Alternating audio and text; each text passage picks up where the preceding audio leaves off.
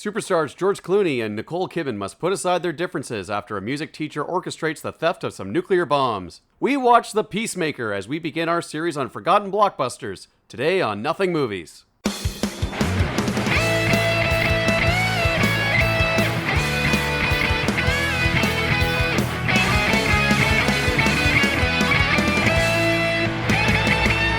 Nice drizzling sounds of Oh, it's rains. lovely. Yeah, it's ambient nature sounds to relax/study to. You know what? That's what today. That's what we're covering today. Today we're covering ambient noise to do homework to. That's right. That lo-fi girl should have graduated by now, don't you think? It's gonna be just nonstop studying since 2020. It's gonna be like a constant 5-hour podcast where we're just doing like light background noise. Yeah, absolutely. That does not sound like our dynamic. No.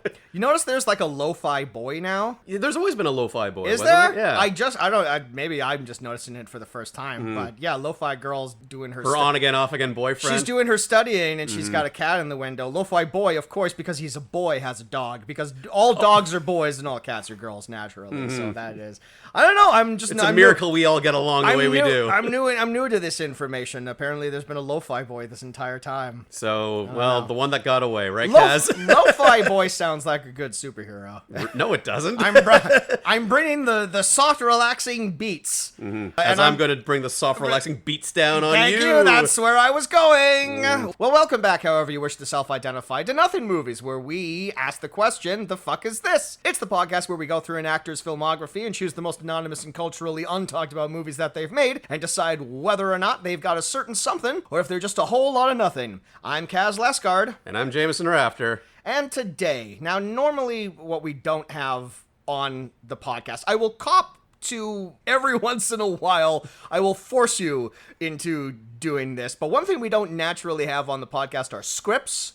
This is a conversation between you and me. It's off the cuff. Yep. We don't know what we're going to say. We don't normally have scripts. And whenever we do, I just dread it. Sometimes I write shit down and I force you to say it, and it always turns out great. Yeah, beats me with a belt. But one thing we don't normally do on this show is have scripts. But just as an intellectual exercise, Jameson, I just want you to. I have my notebook here. Just imagine this is a script. All right. All right. Are you imagining? Sure. We're tossing the scripts. We flipped the bitch. Ah. Yes, today we're flipping the script on the podcast because Pick normally that up off my floor. I need to get it actually because I wrote down a lot of important information in here and I can't do Making it a fucking mess of my now place. it's very dirty. I dusted under your table for you with my notebook. Normally on this podcast, what we do is we focus on movies that have absolutely no cultural footprint, are completely forgotten in memory hold by most of the movie watching society. But one of, I think, the joys of doing this podcast for as long as we have, Jameson, is we get to keep redefining what a nothing movie is. Truly. Yes. It's an amorphous blob. And what we... molded by our experiences and our wants. If there's one thing I've always said this podcast is about, people ask me, what is this podcast about? And what I always tell them, it's about molding blobs. That's where we're cornering that market. Yeah, normally we cover movies that have basically no cultural footprint. But what we've been talking about lately amongst ourselves is maybe it's time we moved up to a slightly higher tier of nothing movie. Movies that, we always say, movies that no one has seen or remembered. What we're going to be covering on this miniseries is movies that some people have heard of. May have seen. Movie, but have like completely fallen off the earth. Right. We normally ask the question, the fuck is this? Now we are giving an answer, and the answer to the question is, oh yeah, I think I heard of that. Yeah. I think I caught like 20 random minutes of that on TV I considered watching it on an airplane. So it's a miniseries that we are calling Nothing Blockbusters. These are movies that got wide theatrical releases. They probably did very well at the opening box office when they were released. Maybe they even had articles written about them in Entertainment Weekly and Premiere. At one point in time, they were supposed to be big deals. They were supposed to be movies that stayed within the cultural lexicon. But they got released, they came out, maybe they got good reviews, maybe they even made some money, but over time have just faded from memory. Yeah, like maybe there was another better, more culturally important blockbuster that was, releasing the very next weekend, and this one just like the one that we're talking about today, just completely disappeared from the public consciousness. That's right. So yeah, that's what we're going to be covering in this miniseries, and we are starting things off with 1997's The Peacemaker. And Jameson, I just gotta say, Don't make a John Cena Peacemaker joke. No, please. I wasn't even going good. to. No, Right. no. I mean, what I was about to say is somewhat John Cena related, just in the sense that we are coming off of WrestleMania, where we watched 3 absolutely crummy action movies. I just gotta say, what a breath of fresh air this was. Spoiler alert, I really liked this movie. This is a good movie. Yeah. This is like a really competent little action film. It was so nice to see a car chase where like shit happens, and it's not just like one car driving fast after another car down the same road for like 5 minutes. There's like editing and definitely. It's nice having like a movie that tells you that it's a globe-trotting adventure and it's clearly not all shot in Vancouver. Yeah. This movie really falls into a pocket for me where it's like, basically, it scratches that nostalgia itch for me. Basically, if it's a movie that's released anywhere between 1996 and 1999, and it's like competent and has like decent action, I can tell what's going on, and it's lit properly, it's like an automatic 3.5 stars from me. It's just like, it doesn't matter what it is. I'm just all like, good. Good movie. We have been beaten down with so much garbage that just to have like decent lighting and you're able to follow a plot is a breath of fresh fucking air for us. This is a movie that most people watch and immediately go like, yeah, that was all right. But for our auspices, it is all like 5 stars, like give it all the Oscars. I immediately went to Rotten Tomatoes after this, and it was like 46%. And I read some of these reviews, and I was like, all right. That's tragic. Well, maybe I'll introduce you guys to a little thing called Son of Dracula. And exactly. Suddenly the Peacemaker's not looking so bad, is it? Do an intellectual exercise. Watch The Peacemaker and then watch The Marine 4. Yeah. Tell me which one is a better movie. Yes, but this movie came out in 1997. It stars the dynamic duo of George Clooney and Nicole Kidman. Yeah. Both of whom were in Batman movies, so that title was appropriate. I just pulled that out of my ass. Well done me. Yeah, and this was released in mid-September 1997, and it holds a very interesting distinction in cinema history. Little feather in this movie's cap is the fact that this was the very first movie released by a little studio called DreamWorks. No. This was the very first DreamWorks SKG released film to theaters. Whoa. How about that? That's nuts to think about. Wow. Yeah, of course, DreamWorks SKG, which of course stands for Spielberg, Katzenberg, and Geffen, was a studio that was founded by those 3 gentlemen.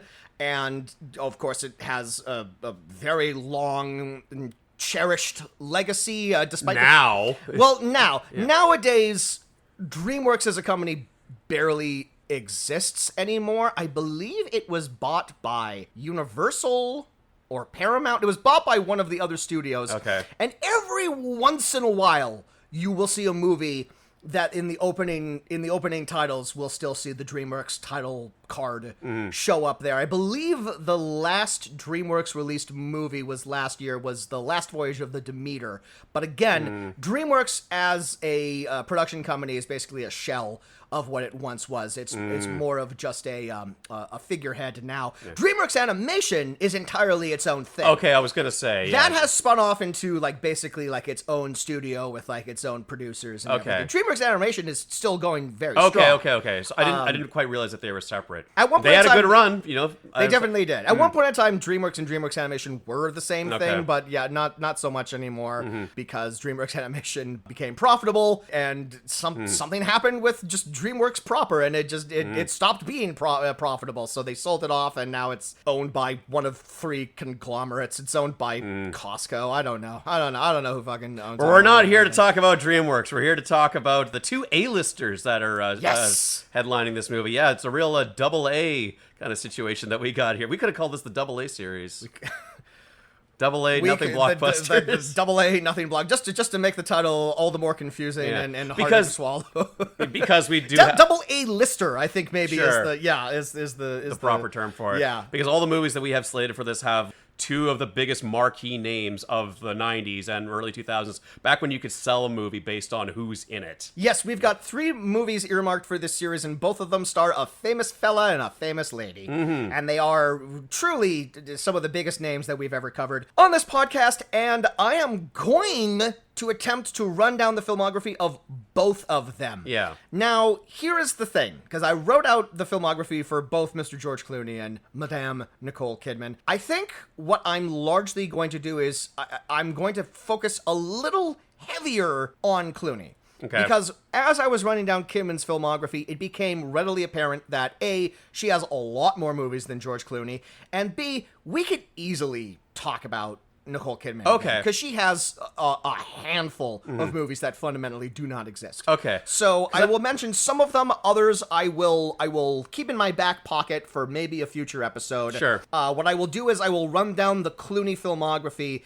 and then I will add a little Kidman addendum. Sure. To just tell you where her career was at the time that Clooney's was going on. But Clooney is kind of the main filmography that I want to discuss. Now, but what I've certainly seen more George Clooney movies than Nicole Kidman movies. I think that statement. I think there are a lot of like secrets Nicole Kidman movies where she's the thing with Nicole Kidman is that she's not always like the marquee name on a movie. Like she's part of an ensemble. Absolutely, she's happy to take the and. She's happy to take the with. She'll be like fourth build in a movie or whatever. She doesn't really have much of an ego about that. Okay. I'll just preface this by saying that I think Nicole Kidman is one of our finest working actors currently right now. I'm always happy to see her in anything because she always brings she never sleepwalks through anything. She always does something interesting. She's always like weird and kind of like a little otherworldly because she has that sort of porcelain alabaster skin where it kind of looks like I was thinking about this. Like maybe I should like say at this point for when we actually do start talking a little bit more bring it about up it. now, yeah. All right, sure. I would consider like as far as like our living actors, I would say second only to Meryl Streep. Whereas Meryl has this very affable, aw shucks kind of charm about her whenever she's lauded all this praise, where she's just like, oh, thank you, that's so kind of you to say.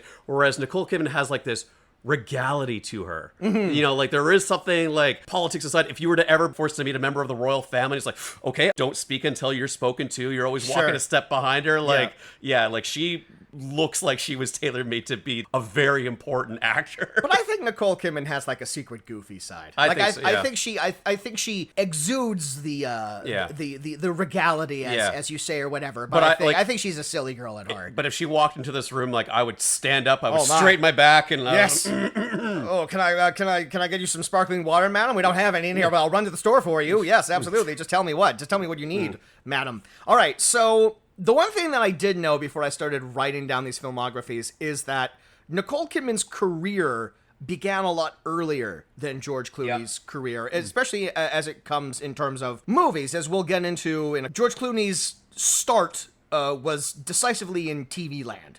He worked in TV land for like well over a decade before he got his first big movie role. But as I was looking up their careers, the interesting thing that I noted was that Nicole Kidman's first credited movie appearance is in the year 1983.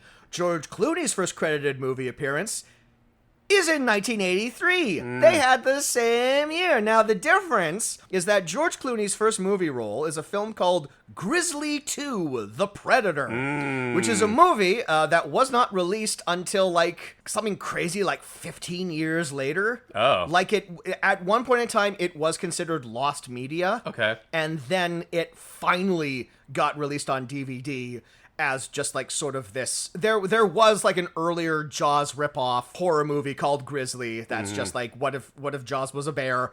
And it didn't really do much numbers, but they started working on a sequel to this, and it was never finished, is how I understand it. Okay. And so it just kind of like sat on the shelf in limbo until I guess they figured out some way to release some watchable version of it years later. It's notable for the fact that this movie, Grizzly 2, there is a scene where the grizzly attacks and kills a trio of campers, and those campers happen to be played by George Clooney, Laura Dern, and Charlie Sheen. I see. All before they were the people that they were. This was like an early movie for all three of those guys. Yeah. And they all got eaten by the grizzly. Gotta start somewhere. And no one saw it until like 2009 or something crazy like that. Huh. But while George Clooney was doing that, Nicole Kidman, of course, her film career began in Australia with a holiday film called Bush Christmas when she was 16 years old. Also in 1983, she appeared in a film called BMX Bandits, in which she has the biggest hair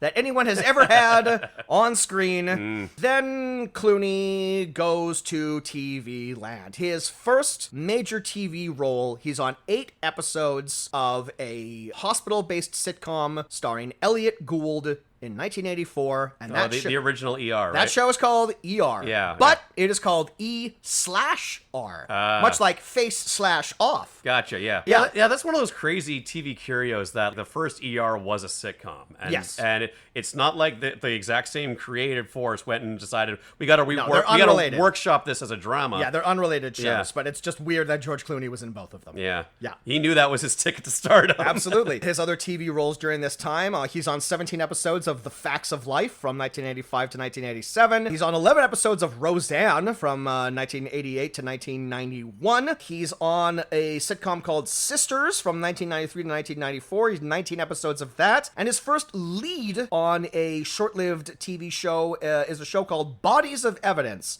which ran for 16 episodes from 1992 to 1993. Okay. Now, during this time, Nicole Kidman is also doing some TV. 1987, she does the acclaimed Australian miniseries Vietnam. And then in 1988, she's in the independent Australian film Emerald City. And for both of these projects, she won back-to-back Australian Film Institute awards. Ah, good for her. So she's already making a name for herself in her home country. During this time, 1987 to 1989, George Clooney is making some trashy horror movies, as you do this early in your career. 1987, he's in Return to Horror High, which is not a sequel to a movie called Horror High. It's just a standalone movie, but that's like a serial killer is on the loose. I've actually seen that. George Clooney is an early kill. He's like, that's a movie where they're like filming a movie at a high school where a serial killer existed, and then of course the serial killer comes back.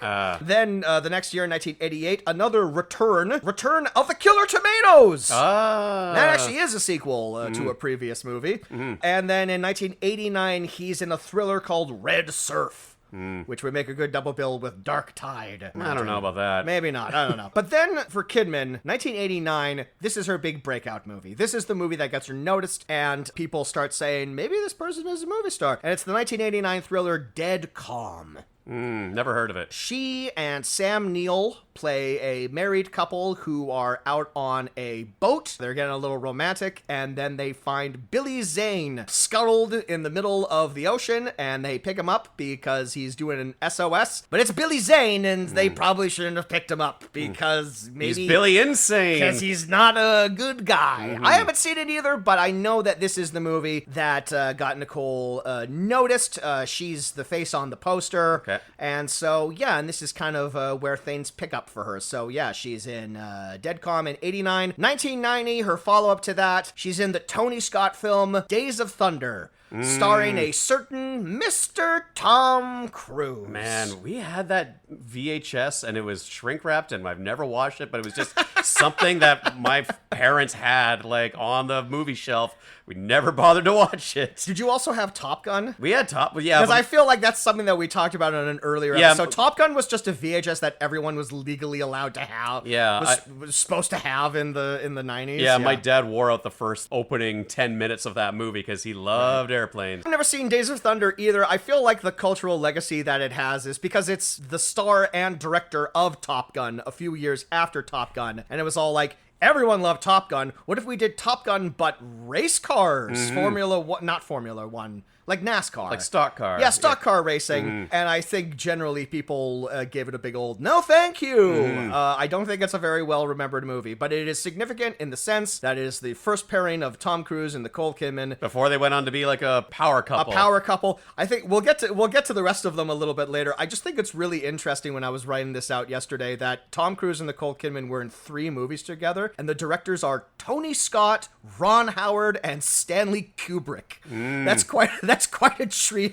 That's quite the attendee list at their wedding. So 1991, Kidman is in a couple of movies that don't really have much impact. She's in the Australian film Flirting, and then she's in a movie, we could easily do an episode on this. She's in the gangster drama Billy Bathgate, which also stars Dustin Hoffman, Bruce Willis, Stanley Tucci, Steve Buscemi, just like an early 90s gangster film that has faded from memory. But then 1992, the second pairing between her and Cruise, the Ron Howard Irish immigrant drama Far and Away, in which Tom Cruise's Irish accent is ridiculed by everyone of Irish descent. He makes the list of worst accents ever put on film. I don't hear too many people talking about her accent in that movie. Maybe it's better than his. Can't say with any sort of assurance there. I've never seen Far and Away. Seems boring. Seems like not a fun time. During this time, 1994 is when George Clooney joins ER proper. Plays the character of Dr. Doug Ross. He appeared in 108 episodes of ER. Jameson, I have never seen a single episode of ER. Does that shock you? Nope, neither have I. Wow. Wasn't really my bag. It's just the thing. Yeah, because like it came out in like 1994. You know, like I was a kid back then. I was busy playing Donkey Kong Country then. And also, like, I had that attitude of just like, hospitals are scary. I don't want to watch this show about that. People die in hospitals. Yeah. That's not what I want to see. And I want to see Boston Public. I was really in the pocket for Boston Public. I don't know why. All I remember from that is that there was the hype around this good-looking leading man type on primetime television. It was the, more adult counterpiece to, say, Baywatch and the national obsession with Pamela Anderson. Here's this good-looking man on an acclaimed drama of ER, all done through, like, the primetime TV. It really cannot be understated how fucking huge ER was. It was this massive cultural item that just like everyone absorbed. And for the purposes of this movie, in which we will get back to, it had the austere of being executive produced by Steven Spielberg. It was produced by Amblin, which is his other production company. You know, John Williams did the score for it and everything. Yeah, and it has had this massive cultural legacy. And George Clooney was the breakout star of it. And he didn't have his big breakout in movies. His big breakout was this TV show, and that is what immediately catapulted him into the A-list. Yeah. And that doesn't really happen all that much anymore. I'd argue there are examples, like Steve Carell going from The Office to later going into The Big Short. Yes. Maybe Bryan Cranston. Well, I was going to say Bryan Cranston, but the thing is, he had a successful TV show before he had Breaking Bad. You can find some example. I mean, like, maybe Adam Driver, because he got really popular on Girls, right? and now he's become, like, the biggest movie star in the world. I don't know. I don't have a great example, but but like, at the time, for George Clooney, he was the exception, not the rule. You were either a TV actor or you were a movie actor. Yes, and Clooney was, like, the first, certainly for how big Clooney became, he was really the model of like how to follow, how to jump from TV to film with the success. It can be done. It can be done, but you have to be the most handsome man on the planet. And charming, yes, absolutely. And have like a good sense of humor about yourself. Very good sense of humor. Yes. But a brief thing about George Clooney. He might be one of my favorite celebrities, per se. Like, there's always talks about like how he's just a merry prankster on set. There's like I don't know if it's a true Hollywood story, I hope it is, where when he signed his first multi-million-dollar deal, very first thing he did was he took like some of his closest friends and gave them $1 million each, so then he, in his own words, he wouldn't have to be a millionaire alone. And I'm like, that's awesome. That's the sort of thing that I hope I would see myself doing if I ever became a multi-millionaire. Of course, one of George Clooney's oldest and dearest friends is the actor Richard Kind, who we all love. I feel like as time has gone on, especially in like the past couple of years, Richard Kind has entered the lexicon of all like this guy. When he shows up, like I'm having a good time. I love this guy. I think he was one of the people that Clooney helped support when he started getting. Also, in these early years, I remember the story is that he was a famous bachelor. He never settled down, but he had a pet potbelly pig. That was the one thing that I remember. So Clooney does 2 years of ER before he gets his first big movie. During that time, Nicole Kidman has a very big 1995. She is, of course, Dr. Chase Meridian in Batman Forever. The worst movie I have seen 48 times.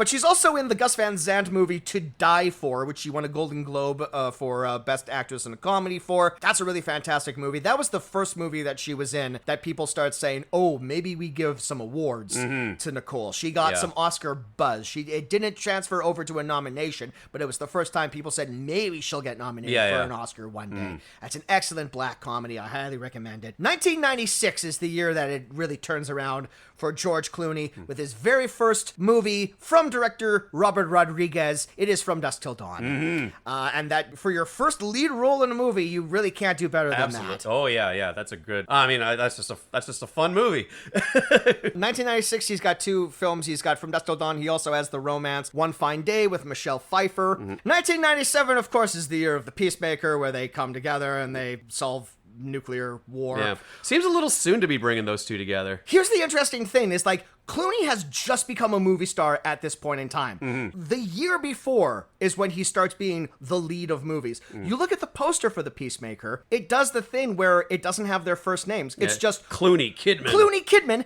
and Clooney is first. Yeah. Clooney is above Kidman, which seems a little... Sexist? A little sexist, a little not... Clooney does maybe feel a little more like the lead of the movie. I don't know. Maybe that's something that we can argue. We'll talk about it Later on. But also in 1997, the movie that almost ruins his career, Batman and Robin. It's interesting that they both did Batman projects that close to each other. I'll say this about that movie. Of all the people that played Bruce Wayne throughout, Keaton to all the way to Batman and Robin's, probably the most appropriate looking Bruce Wayne. That guy looks like the most eligible bachelor of Gotham City. Sure. Yeah. And Clooney has multiple times talked about how terrible that movie is. As a cautionary tale. And how bad he is in it particularly. I mean, it didn't stop him from having a little cameo in The Flash last year. Oh boy, that cameo. That cameo made me mad. He rebounds immediately after Batman and Robin with his first film from his longest collaborator as a director,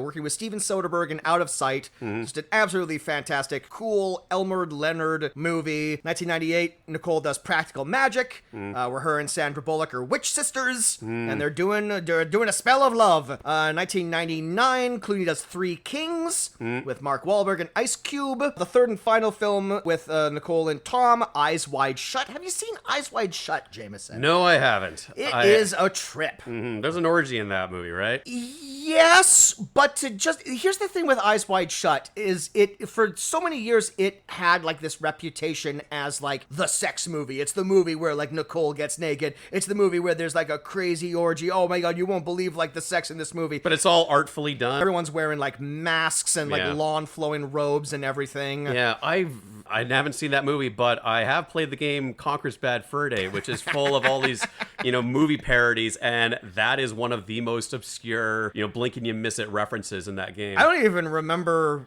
the Eyes Wide Shut moment in Conkers. One of the passwords to get into the club is Fellatio Fidelio. That's right. Yeah. Yeah, I mean, Eyes Wide Shut, it's a long movie, but it's absolutely worth it. It's just a very cool, and of course it's Stanley Kubrick's final movie, and he died before it got released, and he never got to see the cultural impact. I think a lot of people who love Stanley Kubrick will go to bat for that as maybe his best movie. And that's saying a lot because he made some great fucking movies. And the experience of making Eyes Wide Shut, because that held the record for like the longest time of the movie with like the longest production. It took like 2.5 years to finish that movie because Kubrick was a maniac and he refused to get on a plane and whatever. So the process of making that, the process of Stanley Kubrick dying, and largely just probably because he was Tom Cruise and he's by all accounts a very difficult person to be around, led to the dissolution of the marriage. There is now the infamous photos of Nicole Kidman leaving the lawyer's office after she signed the divorce papers for Tom Cruise, and she looks like she's dancing to like Feel the Rain on Your Skin. Like she's never looked happier. She has the biggest smile on her face. And immediately after divorcing Tom Cruise, she gets the biggest career bump of all. And like her next two movies send her career directly into the stratosphere. 2001, she does Moulin Rouge, which she gets her first Oscar nomination for. Yep. And Every girl in my high school saw that movie and loved it. Absolutely. And she does The The Others, which is a very cool, creepy little ghost story that made an insane amount of money at the box office. So yeah, immediately after ditching Cruise, she becomes like the movie star that she always should have been. Hasn't even begun to peak yet. Absolutely. So good for her. In terms of Clooney, 2000, he does his first Coen Brothers movie, Oh Brother, Where Art Thou? Yep, fantastic movie. One of my favorites. He's a Dapper Dan man. A Dapper Dan man. We're in a tight spot. Yep. Oh God, I gotta rewatch that movie soon. Oh, it's great. That's definitely one of my top 5 Clooney performances. I love that movie. Oh, yeah. He's also in The Perfect Storm, back with Wahlberg after Three Kings. They're on a boat. It sinks. Spoiler alert, everyone dies. 2001, he's back with Soderbergh for Ocean's 11. His big movie, I would say this is the movie that puts him in like the upper echelon of movie stars. So there were 3 movies that from my high school days just dominated the conversation. It was Moulin Rouge, it was The Matrix, and it was Ocean's 11. All the guys wanted to live the Ocean's 11 lifestyle. And I think that's around the time people were starting to clue in that, man, George Clooney looks great in a tux. We need to get him around for Oscar season every fucking year. We need to put him in the front row. Yeah. Absolutely, yeah. If he's in a movie, he's wearing a tux at some point in time, yeah. No, but that's just a fun movie. It breathed like a whole new set of life into the heist genre. I know nowadays people are just rolling their eyes at the genre as it is, like for all the cliches it is, but this is just a fun fucking movie. Get off your high horse. Oh, absolutely. Ocean's 11 is a stone cold classic. Absolutely. You can watch it anytime, and it still holds up. It's just a bunch of cool, slick guys trying to be the most cool and slick among everyone else in the room. Yeah. And it did it better than the Rat Pack Ocean's 11, which if you ever try and watch that... No, it's a snore. Oh my God, it's a sleep aid. Oh my God, it's like you put that on if you have insomnia. It's so boring. Yeah, no, totally. Then he like works with Soderbergh just like pretty nonstop for like the next couple of years. 2002, he does Solaris, which is a remake of like a classic Russian film. Also in 2002, his first feature as a director, which will be an entire sidebar of the Clooney conversation because he largely has moved into directing. Yes. Like, we're not quite there yet, but he definitely has taken a diversion from being a movie star in the past couple of years. And he's largely moved into directing intimate little dramas that no one watches. Like, either like political thrillers, legal thrillers, or like earnest dramedies. Yeah. And I'd say they're fine. They're totally watchable, and like they treat their audiences like adults. They're just exactly. fine. He makes movies for your dad. Yeah. But the first movie he ever directed was 2002's Confessions of a Dangerous Mind, which of course we've talked about when we talked about Sam Rockwell. Clooney directed that, but he's also in it. He's in, I'd say, the majority of the movies he's directed. Every once in a while he directs a movie that he doesn't also star in, but yeah, Confessions of a Dangerous Mind. Also in 2002, Nicole Kidman's in a little film called The Hours, where she plays Virginia Woolf. She has a fake nose, and she wins an Oscar. That's right. That is her Oscar movie. My hot take, I think that movie is fine. I wouldn't even call Nicole Kidman the best performance in it. I think that's just a movie just like chock full of like incredible performances. I think she's good. I would have given it to her for Moulin Rouge. I think that's a stronger performance. Okay. But that's just my personal take, my personal taste. Yeah. 2003, he's back. Clooney is back with the Coens with Intolerable Cruelty. Haven't seen that movie.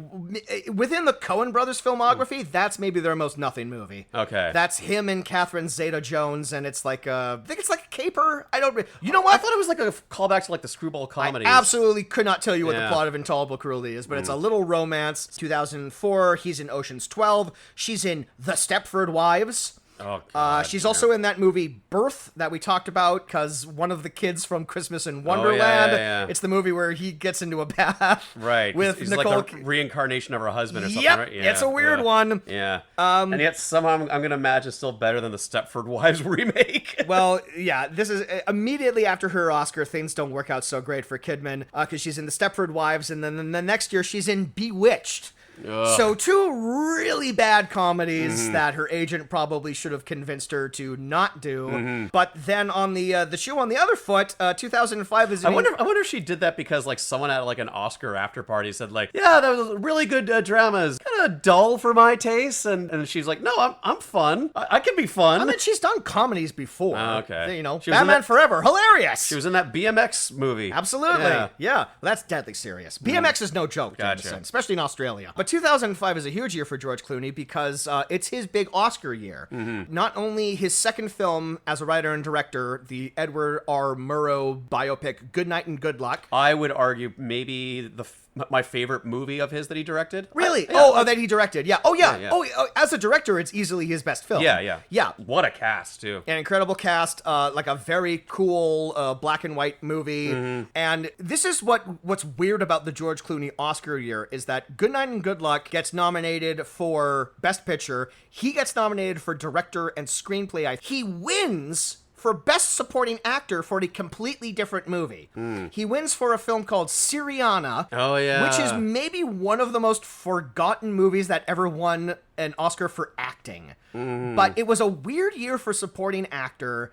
No one really knew where to go that year. That was the weird. That was the movie that he put on a lot of weight for, and also they filmed a torture scene with him, right? He gets his fingernails ripped off in Yeah. that. Yeah. And, like, it's another political thriller. Him, Matt Damon, and Jeffrey Wright doing, I don't know, political stuff. I saw that movie. I could not fucking tell you what that movie is about. It's not my wheelhouse. But it was like, oh, what a transformation he's gone through for this. Let's give him an Oscar for it. It's largely, which is not how you should be awarding Oscars. Not at all. And he famously gave, as parodied by South Park, he famously gave one of the most smug Oscar speeches in history. Like, he opens up his Oscar speech by saying, like, the Academy, you know, they're the ones that gave Hattie McDaniel an Oscar back in 1939. It's like, okay, George, yes, we all love the Oscars. Movies are great. Movies are important. But it's just like the weird thing of, like, he made this movie that we all really liked. He's not going to win director. He's not going to win anywhere else.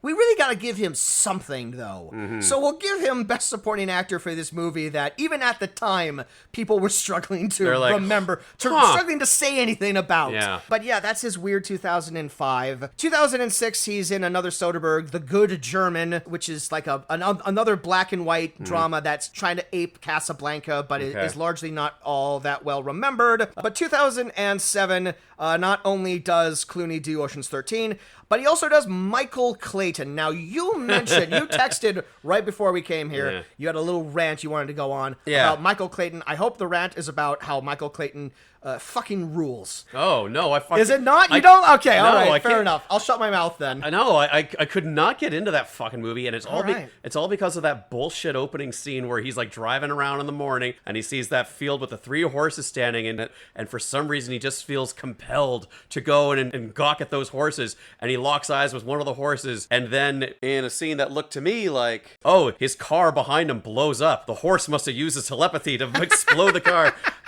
And then the rest of the movie goes on, and it's like cuts to like, 3 weeks earlier. And then, you know, the movie has a big flashback catching up to that one point. And even with that context, I don't understand why he got out of his car to go look at those horses and then for the bomb to go off in his fucking car. He's just a horse boy. Like he got like a psychic message from the horse saying is like, because horses can sniff bombs. Horses know when bombs are about to go off. And I know, like, in the context of the movie, he has like this little son that he's like neglecting or he doesn't spend enough time with, and then he's going through like his homework book or something. He sees his kid drew a doodle of a horse, and then the whole movie continues on as if nothing happens. But then at some point, he takes a fucking time out to mosey on up to some ponies, and they just have a staring contest. Hey, that's a pony mosey.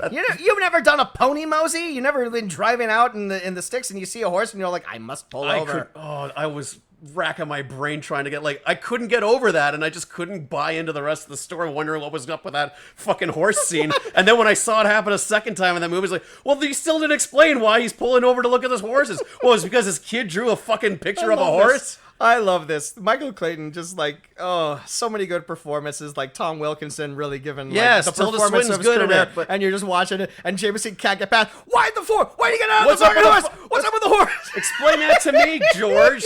You fucking fraud. It's fucking... Give it another watch. That's a very watchable movie. I'll just skip past the part where the horses, I guess. Yeah, exactly. Yeah. Just omit the horse part. I don't know. Wow. That went places. Yeah. 2000. Now I'm mad. Let's start fucking Peacemaker. No, go on. Go on. Just to finish up Clooney really quick, 2008, the third movie he directed, the football comedy Leatherheads. Oh, yeah. That doesn't exist. That's where things started going downhill for Clooney, the director, I think. Also back with the Coens and Burn After Reading, a movie that likewise baffled me the first time I saw it. I think gets a lot better when you watch it a second time. Yeah, 100%. time. Yeah. I think too many people were going in there expecting like another Big Lebowski style cerebral comedy there. It's not. No, it's just a movie about idiots. Yeah. It's just a movie where everyone's a fucking moron. But they're like different levels of moron, so it's kind of fun. 2009, he gets another Oscar nomination for Up in the Air, a movie that I feel like has completely been memory holed by time. People don't really talk about it anymore. It's fine. I remember Anna Kendrick being cute as a button in there until you find out that she's an adulterer. Oh no, Vera Farmiga is the adulterer. Doesn't he have an affair with Anna Kendrick? Anna Kendrick. Or no, he goes to see her because she leads him on, but then he finds out she's married, right? Vera Farmiga is the character that he has the relationship with, and then he finds out that she's actually married. Anna Kendrick is like his junior assistant or something. Yes, he's taken her under his wing because he's up in the air. Yeah. And then Sam Elliott has a cameo as a pilot, and I remember and he gives him a credit card on the plane, a frequent flyer card or something. Yeah. And Zach Galifianakis is in the opening credits, but he's only in he's only in the opening scene because George Clooney plays a man who fires people. Right. Businesses don't know how to fire people, so they bring in George Clooney, and he's all like, "You're fired, babe." Yeah. And he fires Zach. He fires J.K. Simmons, I think. So. Yeah. I remember a lot about that movie. I just don't remember it being good or memorable. You're right. Also in 2009, he's the voice in Fantastic Mr. Fox. Yep, love that movie. Speaking of Meryl Streep, a really great movie. 2010, Clooney is in The American. This is a thriller that no one remembers. He's just like an assassin. Okay. He's going around. He's doing that thing where he's like building the gun.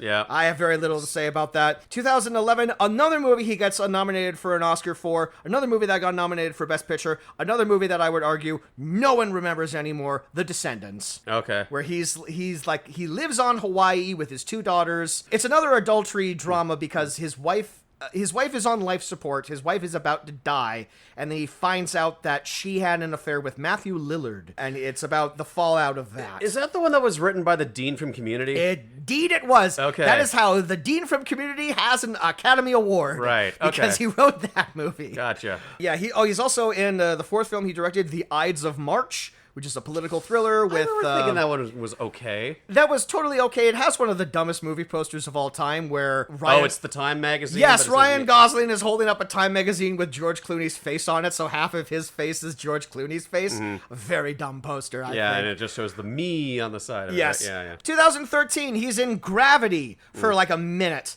He's like the second build actor in that, but he's not in that for very long. But, he's adding his clout to that film. Right. 2014, another movie he directed that went nowhere, The Monuments Men. I remember having high hopes for that movie. Well, like, what a cast. Yeah. And what a good premise, too. Yep. And you just watch it and all like, yeah, that was a movie, all right. Yeah. Sure was. That's what you could say about most of the movies he directed. Yeah. He just goes, that was a movie. Real shame it didn't work out.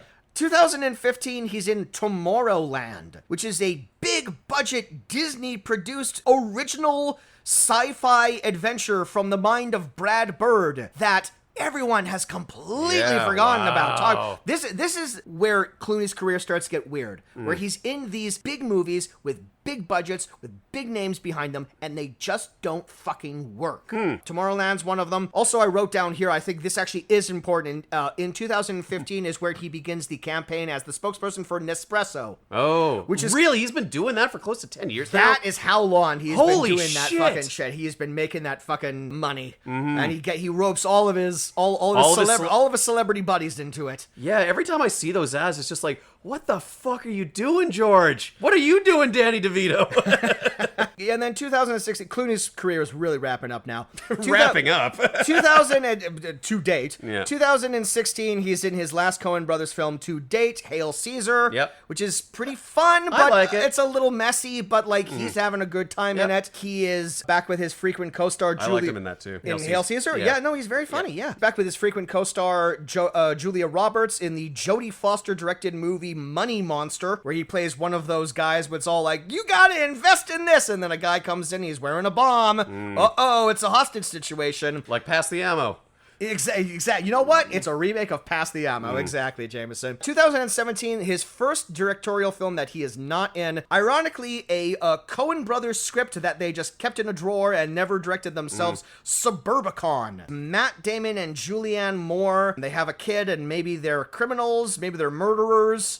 Not good. A bad movie. There's a reason why the Coen Brothers didn't do it, because it was not good. 2019, George Clooney goes back to TV. He does a miniseries of the classic literature novel Catch-22, which he both directs some episodes of and stars in. No one remembers that this happened, but it was, by all accounts, the big project that he did. 2020, George directs the Netflix film The Midnight Sky, which, I don't know, that's like... whoosh. We gotta do like a miniseries on Netflix nothing movies, because that's a different category of nothing. You mean movies. Netflix movies? Yes, Netflix. Thank you very much, but I'm ching. Thank you very much. 2021, he does a film that was released directly to Amazon Prime called The Tender Bar, in which Ben Affleck is a bartender, and he has a nephew, I think. That's another movie he directed that he's not in. 2022, his first lead role in a theatrically released movie in like 5 years. Ticket to Paradise, back with Julia Roberts. Their daughter is getting married, and maybe they don't like the guy, but they're having fun on vacation. And then last year, George Clooney released a movie at the tail end of December called The Boys in the Boat, which is about a rowing team that inexplicably did very well at the box office. I think just like early January, people were just like, I saw someone posted a clip of that movie to X, and I saw like a clip of like near the end of that movie. I'm kind of interested now because apparently there's a scene in that movie where the boys in the boat win, and then it cuts to the stand, and Adolf Hitler is standing there, and he's going, ooh, and he like leaves, and he's like angry that the boys in the boat won, because it's a period movie. Are they black rowers in the boat? They're not black rowers, no, but they're Americans. Oh. And I guess they were rowing against the Germans. Oh. And Hitler was not having it. It looks silly. I didn't realize that was a part of this movie. Okay, well. And then, coming up, Clooney is one of like countless celebrity voice cameos in that terrible If movie. Is it no good? Is it even out yet? It's out. Okay. I have not seen it. It looks awful. It looked just like the first trailer I ever saw for that. I'm just all like, that looks like garbage. But it's doing better than fucking Furiosa. So prove me wrong. Okay. And he's back with they just released a trailer recently for an upcoming film that he's in with his Ocean's 11 co-star. Oh, I saw the trailer for that last night. Wolves, right? But it's not spelled wolves, like the plural of wolf. WOLFS. Yeah. Yes. That title gave me a fucking headache. The movie title that will send your English teacher into a depressive tailspin. Yes, I'm sure they'll explain why it's called that in the movie. Because they're each a lone wolf. Exactly. That's it. And when you get two lone wolves together, you get wolves. Yeah. But yeah, there we go. That's the longish filmography of two different actors. Yeah. Do I want to keep doing this for the other two movies in this miniseries? You want to know what I think?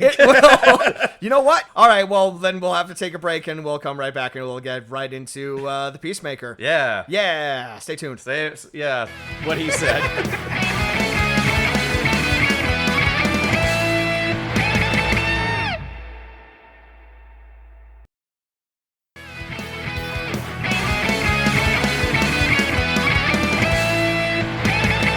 We're back. It's time to keep the peace. The Peacemaker. Hey. Make the peace, I suppose I should say. Yes. Somewhat of a footnote. The same year that the Peacemaker came out, there was also a Dolph Lundgren movie called The Peacekeeper that came out that has nearly an identical plot to this. Yeah. So just to muddy the waters even more when you go to Blockbuster to pick this up. I'm looking for The Peacemaker, 1997. It's like, oh yeah, we got that. We got The Peacemaker at home. Yeah, exactly. That's what this is. Yes. The Peacemaker is directed by Mimi Leder. Now, here's the interesting thing about this. Now, obviously, female filmmakers in Hollywood have a lot stacked against them, and it's all entirely bullshit, and they have to work twice as hard as male filmmakers to get these sort of big-budget, wide-release movies. Yeah. Mimi Leder is a bit of an outlier in this career in the fact that she has been allowed to make really big studio budget movies at a level that a lot of other female filmmakers haven't, but also at the same time, she made one bad movie and then immediately went to movie jail. And it's very unfortunate because I think as this movie really showed, she's got chops. What a great eye for action. She has like she can really like stage like an action scene like nobody's business. All the most of the expository dialogue is all done in that Aaron Sorkin style, like walk with me, talk with me kind of stuff. It's all exciting. There's never a moment that is boring. Exactly, yeah. And I kept watching this thing and thinking like, why hasn't this woman directed a Bond film? Why hasn't she directed like some kind of Tom Clancy adaptation? Absolutely. I mean, this movie feels very Tom Clancy. This feels very better than some Tom Clancy Absolutely. adaptations. Some Tom Clancy movies are a fucking snooze. Yeah. And like this kept my attention the entire time. So she starts off as a TV director. She directs episodes of LA Law, China Beach, Crime Story. She also directs a handful of TV movies, including 1994's A Little Piece of Heaven, which we may have to talk about again someday because it has one of the craziest premises I've ever heard. Okay. This is a movie about Kirk Cameron, who has a mentally disabled little sister, and he doesn't want her to be alone. He wants her to have friends. So he drugs and kidnaps two orphans, takes him back to his farm property, convinces them that they are dead and this is heaven. And believe it or not, this movie does not end with a mass suicide. This is meant to be a heartwarming family comedy drama with Cloris Leachman as a wacky grandma, but it literally involves him kidnapping two children. I don't know how that plays out, but I was just going through the plots of her TV movies, and I'm like, wait, what is this about? And it stars actual crazy person Kirk Cameron. But the reason that she got The Peacemaker is because she was one of the earliest directors on the first season of ER. Okay. Which, of course, as I mentioned before, was executive produced by Steven Spielberg. Spielberg, he's the guy who's founded DreamWorks. If IMDb trivia is to be believed, at one point in time, it seems like Spielberg was thinking of directing this movie himself. That would probably have put it in the public consciousness. It would have, absolutely. Yeah. But for him to point her out and say, "Hey, you're on that. You directed some episodes of that TV show I produced. You want to helm our first movie? You want to helm the first movie for my, co-venture movie studio for?" Like, what a shot in the arm that could have been. And it's the type of opportunity that female directors rarely get. I don't know if it was helped by the fact that it was also Clooney. I don't know who, of the two of them, I don't know who got the job first. But she's worked with Clooney before. She's worked with Clooney before, and she's worked with Spielberg before. So she's absolutely, people know her, people like what she does. Yeah, and this is her first theatrical movie. Wow. And DreamWorks obviously loves her because she goes from this to the very next year, another DreamWorks release, 1998's Deep Impact. The other asteroid movie. Right, asteroid movie. Right, I saw that on the filmography of her. Yeah. Boy, that's a tough break. It's a tough break, but I mean, of the battle between those two movies, Armageddon won the war. Deep Impact was still like a liked movie. It was still a movie that people went to see. Sure. It's the least successful of those two. She claims, I read a little blurb about her Wikipedia, she claims that Michael Bay went to see the premiere of Deep Impact and then apparently went back and reshot the ending of Armageddon. That's her claim anyway, but who knows how much weight that carries. But so she's got two big action movies that seemingly did pretty well. People liked well enough. She's on the right track to having a great career in Hollywood, and the stars seemingly align because her next movie is based on a recent bestseller that people liked and enjoyed. She cast two recent Academy Award winners and a third Academy Award nominated actor who was this exciting young talent that people weren't sure what was is this gonna movie, go on. Kaz? What is this? The movie is Pay It Forward. Cool. Yeah. Which was one of the biggest bombs of its year. It's just sort of like this miserable, kind of like depressing, inspirational movie that also has the bad misfortune of casting Kevin Spacey. And it immediately sent her to movie jail, and she didn't get to direct another movie for quite some time. She went back to TV. She did episodes of West Wing, Shameless, The Leftovers. The next feature film that she gets to direct The 2009 film Thick as Thieves, which is also released in some territories as The Code, which is a Morgan Freeman, Antonio Banderas movie that you've never heard of because it went straight to DVD, unfortunately. She eventually got another movie that was released in theaters. She had to wait until 2018, but she directed the Ruth Bader Ginsburg biopic On the Basis of Sex. Because she's a woman. Because she's a woman, and they needed a woman director to direct that. Otherwise, they would have looked bad. And they're all like, Mimi, you haven't directed a movie in 18 years. Yeah. We'll give you this shot. You want to see maybe my action reel? Like, no, it's fine. I know, it's a weird movie for her to direct, but given her pedigree or whatever. Yeah. But yeah, and then since then she stayed in TV, including the Apple TV Plus hit The Morning Show, which she is the primary director of and executive producer of. So she's doing fine. Yeah. She's doing fine for herself. Obviously, I think she would appreciate, like, another action movie, because that's I would argue where her strengths lie. But it's the short but sweet career of Mimi Leader. Yeah. Let her make another movie, folks. She's good. This is a good movie. Mimi, you're an ace in our book. Yeah. So Hollywood, do better. Yeah, do better. Absolutely. You've heard it here first from the two of us. Yeah. Great. Give her another shot. Give her the next Bond. Do it. Okay, so the Peacemaker. Yeah. All right. I'm going to keep Wikipedia open on my phone, not because I wasn't able to follow the plot of this movie, just because there are a lot of names and titles and, like, government facilities that don't come very naturally to me. You're right, but also, like, I was never lost during this movie. No, it's a fairly easy plot to follow. It really is, and like it goes by, like it's 2 hours long, but it goes by at a breeze, at a really brisk pace. And like everything that you kind of need to know in all the expository scenes that, we probably don't need to kind of, we'll do like the barest of lip service for, but it's all explained very clearly. There's probably only one or two things that I felt like you could have charitably cut out. And the movie wouldn't have suffered, but I'll bring them up as I mentioned. All right. So we begin in Bosnia. We begin in Bosnia with the assassination of this one minister. Now, we don't know who this guy is quite yet, and it takes about 45 goddamn minutes before more information is revealed about this guy. I mean, he's the Bosnian minister of something. Finance. Yeah, finance. Yeah. Right, exactly. Yeah, he holds some position in power. Yes, we see him at a christening or whatever, and he gets like he gets a page. He gets a page. That classic 1997 beeper page. He goes out into a hallway, and a man comes out of the shadows, and he says, "I called you minister for what? And for this? For death." Yeah. And I'm immediately all like, hell yeah, yes, this is gonna be good. Yes, I'm already invested. Yeah. And then it cuts to a Russian military base where they are decommissioning some nukes, because we got to remember that this takes place in the late 90s when I'm not a student of like recent world history or anything like that, but this would have been like around the time I want to say of Boris Yeltsin's run being in charge of Russia. So yeah, they were really following the U.S.'s lead on like decommissioning all their nukes. And there's some holdout Cold Warriors that are ready to throw in the towel just yet.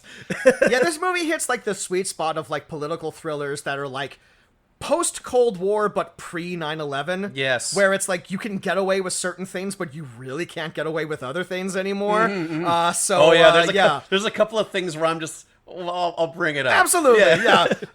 The final set piece of this movie definitely we're just all like, well, different times. Yeah. Let's say that. Yeah. So, I mean, this is like a classic thriller where it takes like a solid 20 minutes before either Clooney or Kidman shows up. And I appreciate that. What a good cold open. What a fantastic James Bond-esque cold open where you see the bad guys pull off their master heist. So, yeah, there's this one Russian general who's overseeing the decommission of all these former nukes, or these nukes that are getting... Nukes are going on a train. They're getting on the midnight train going anywhere. And, there's like this one nervous officer who's clearly like in on some, he's the man on the inside. He's immediately got shifty eyes. Yeah, he's immediately looking around, checking his watch, and it's like, this guy's looking out for something. So they board the train, and then he's like keeping an eye out the window, and what should come up right next to our train with the decommissioned nukes but the bad guy train. Ooh, this is the bad train because it's got red tinted windows. You can tell that it's an evil train because yes, exactly, it's the train from hell, and it's riding right up alongside on the parallel tracks to it, and all the goons, like all the mercenaries in there, are all wearing like the Star-Lord-esque night vision goggles. It looks like Star-Lord's helmet. It's straight out of, speaking of like Tom Clancy, straight out of Splinter Cell. It's the type of shit where it's all like, so it like they're all in like camo gear, I guess like these ex-Spetsnaz or whatever they are. But yeah, they've got the night vision, but it's represented by like tiny little beady red dots like Robosaurus had. And and it's crazy that they all look like this and they all look like Power Rangers villains. But it's like, you can, yes, absolutely, James. You can tell this is the evil train. Coming down the tracks. Choo choo, motherfucker.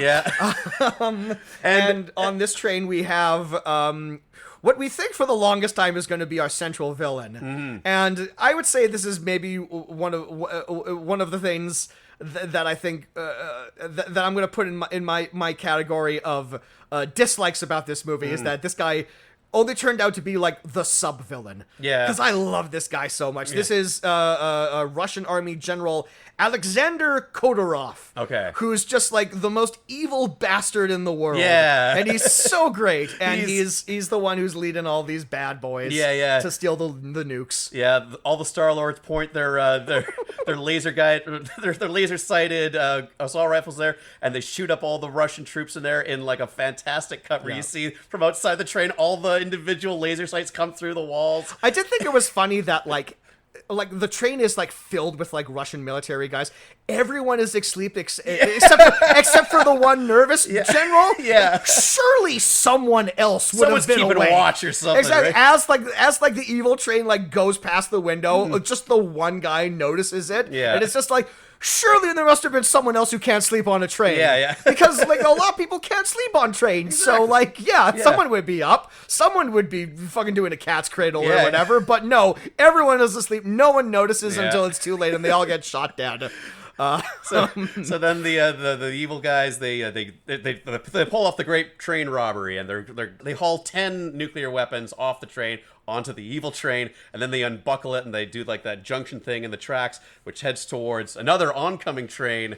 Yes, but they steal 10 nuclear warheads, but they purposefully leave one behind and they activate it. Because this movie literally starts off with a nuclear warhead exploding and something crazy like 15,000 people are dead by like casualties and whatnot. It's not just like the head-on collision of the train with like the Russian grandmothers and the children running up and down the thing like it's Die Hard 2 and we're watching like the plane blow up with the families on it and everything.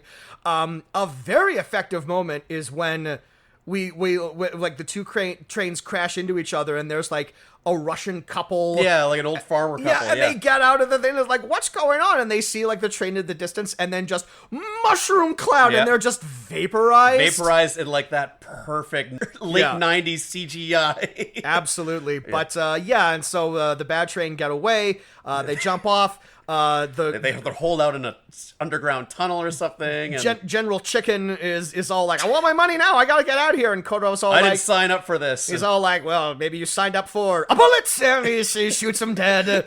And and they get away with the. What a fantastic opening! A great opening, and it's meant to be like a smokescreen of like to cover up the robbery. Yes, the train went off the tracks and it collided with another train, and this is how this accident happened. But they don't recognize that the other nukes they went AWOL. They're gone. So then we immediately cut to Washington D.C. where Nicole Kidman is the acting director of like a nuclear transference operation. She is Dr. Julia Kelly, head of the nuclear smuggling group. Oh no, the United States National Security Council. Is what she is. Yes, and she has introduced swimming laps in a pool. And I saw this movie in theaters when it got released. Oh, you did? Yeah. The only thing that I retained from it, though, Nicole Kidman in a bathing suit, was that Nicole Kidman's intro and outro were her swimming laps in a pool. For some reason, that's the only thing that I mean, it's not even a revealing swimsuit. It's like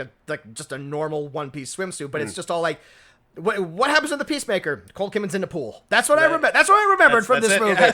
That was all. The highest gross box office in the opening week for young boys named Kaz Leskar. Yeah. Yes, absolutely. Yeah. For boys aged 13 to 20. I was just a freak, and I just saw every movie that got released back then. So. Oh yeah, I've heard. So they say like, hey, we got to go to the Security Council. You're our leading nuclear chaos theory person on this. Yeah, she's a smart political science lady. Yeah. Let's just call her that. My dumbass is just all like, yeah, she works for the president. That's She right. answers directly to the president. Yeah, and you're leading this task force. Her orders are, all right, I'm going to need all this in like the whip fast Aaron Sorkin style dialogue. And she says, I'm going to need a military liaison that has ties to Russia. And you better make sure he's okay with taking orders from a woman. I'm going to need a military liaison with intel background and Russian contacts. Got it. Oh, and General, make sure he's willing to take orders from a woman. And I love that line because I know it's meant to be like this really empowering girl power kind of moment. But she's also like, better make sure he is okay with taking orders from... Very aware of what she has to work with. No, well, out of the realm of possibility, like they could find a woman that fits these needs, or that, you know, there wouldn't be a problem with a man taking orders from a superior like her. She rose through the ranks and she got to where she is, and she knows how the game works. So there's like a scene later on where she's on the phone with someone and she's all like, "No, I am the man in charge. Thank you very much. I've had to deal with this bullshit my entire career, and I'm very aware of what I have to push around and everything." Very notable. It's not a character who unfortunately, it's not a character who ends up doing anything. In fact, kind of disappears from the movie. But in like sort of like this hallway walk and talk scene, one of the people in the suits, I don't know if you recognized him, is Holt McElhaney from previous episode, The Search for One-Eyed Jimmy.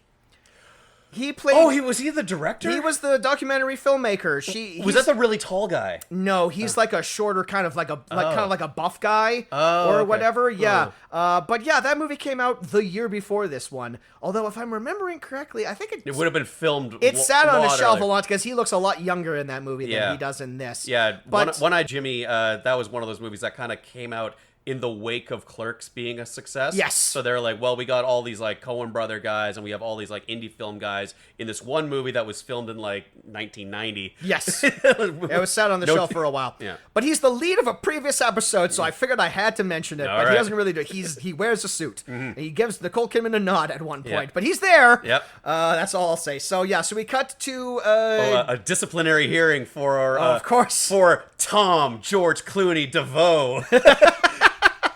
Yes, former U.S. Army Ranger and Special Forces turned military intelligence Lieutenant Colonel Thomas DeVoe, who was being chewed out by a panel, because he plays by his own rules, and sometimes that involves buying an SUV for a Russian oligarch's daughter. You gotta do it sometimes. Yeah, so you admit that you and your Russian former KGB contact were in this one bar with a prostitute running up a massive bar tab, and that's just how George Clooney rolls. Hey, you know what? Last time I checked, America was still the land of the free, home of the brave, so you're welcome, Madam Secretary, or whoever you are. So he goes to Nicole Kidman's briefing and is just immediately hijacking it. Oh, he mansplains the fuck out of that briefing. With his balls in one hand and a scotch in the other. He's like, oh, well, you notice how no one's jumping from that train. That means all the people were killed, which means it must be a robbery and it can't be terrorists because no demands were met and no... Like, he stops just short of calling her sweetheart. Yeah. Right? Like, it's just like, hold on a second, sugar tits. Let me explain this for all the men in the room here, all right? Hang on to it. Is your father around? It's really something, given the fact that we know that these two are supposed to be partners throughout the rest of this movie, and we the audience know before Nicole Kidman knows that this is the guy she's getting. This is who she's getting. Yeah. He's like, oh, you operate in all theories, but I'm from the streets, and I work in the field, and this is how it goes. And you're just like, oh well, I wonder if these two are gonna kiss later in the movie. Spoiler alert: they don't. They do not. They do not. They have like a little flirtation in like the final moments. That's all. Like, sure. Maybe they'll kiss later, but in this movie, no kissing. No, and very, very refreshing, actually. After like some initial friction, and maybe one scene later on, they mostly just kind of defer to their own expertise. Well, to be fair, there's not really time to kiss. That's true. There's fucking nuclear warheads. We gotta get them back. There's no time for love, Dr. Jones. Yeah, but you gotta go. At one point, they just like respect each other's professionalism, and they're there to do a job. And absolutely. I thought that was great. This movie kind of knew when to lean into cliches, Yeah. and just when to like pull back enough when it's like, okay, we've established this. You kind of know what you're getting at. We got like a nuclear espionage thing to deal with. Almost like there's a female voice behind the Yeah. camera. Funny enough. Funny about that. Yeah. Though after that meeting, it cuts to Nicole Kidman in her office, and there's that big bouquet of roses. And that's never really explained. Yeah, my first thought was like, oh, Jesus Christ. George, please don't tell me George Clooney sent her those flowers. Turns out, no. They're from some guy named Roger, who we never meet. It's never brought up again. It's just like she's a career-oriented woman. She obviously had, she needed to get that D. So Roger was available, and he caught some feelings. But you know what, Dr. Julia, she's career first. So absolutely, she's got a job to do, and she's got to get those nukes. And so those roses right into the trash. Yeah. And at no point does George Clooney be like, hey, I saw that card. Who's Roger? And then we kind of find out more about each other and have a little bullshit bonding moment. No time. You could easily cut that part out of the movie. Absolutely. But it's there. Yeah. So George Clooney shows up and he's all like, hey, guess what? I'm the guy that they sent to work with you, and I'm going to be here, and I'm going to be in this movie. And she's all like, great, get out of my office, which for some reason has like mesh bar. It's like a cage. Yeah. It's like a chicken coop. I didn't know what to make of that. I thought that was very strange. That it's like they couldn't let a woman sit with the men in the office. They had to They had to quickly assemble. They had to create like a bullpen situation for her. It felt like it was like the layout of this office was like this wasn't meant to be like its own room, but they had to cordon her off. Yeah, because she's like in charge of this cooties. or whatever. Exactly. But yeah, it's just like mesh wire that's separating her from everyone else. Like you can see right through it. Yeah. I don't know. It's a little strange. So George Clooney was right on the money when he said, like, yeah, it's probably robbery. Hey, we should check the manifest. Hey, there's that Russian general. I know him. He wouldn't be in a train.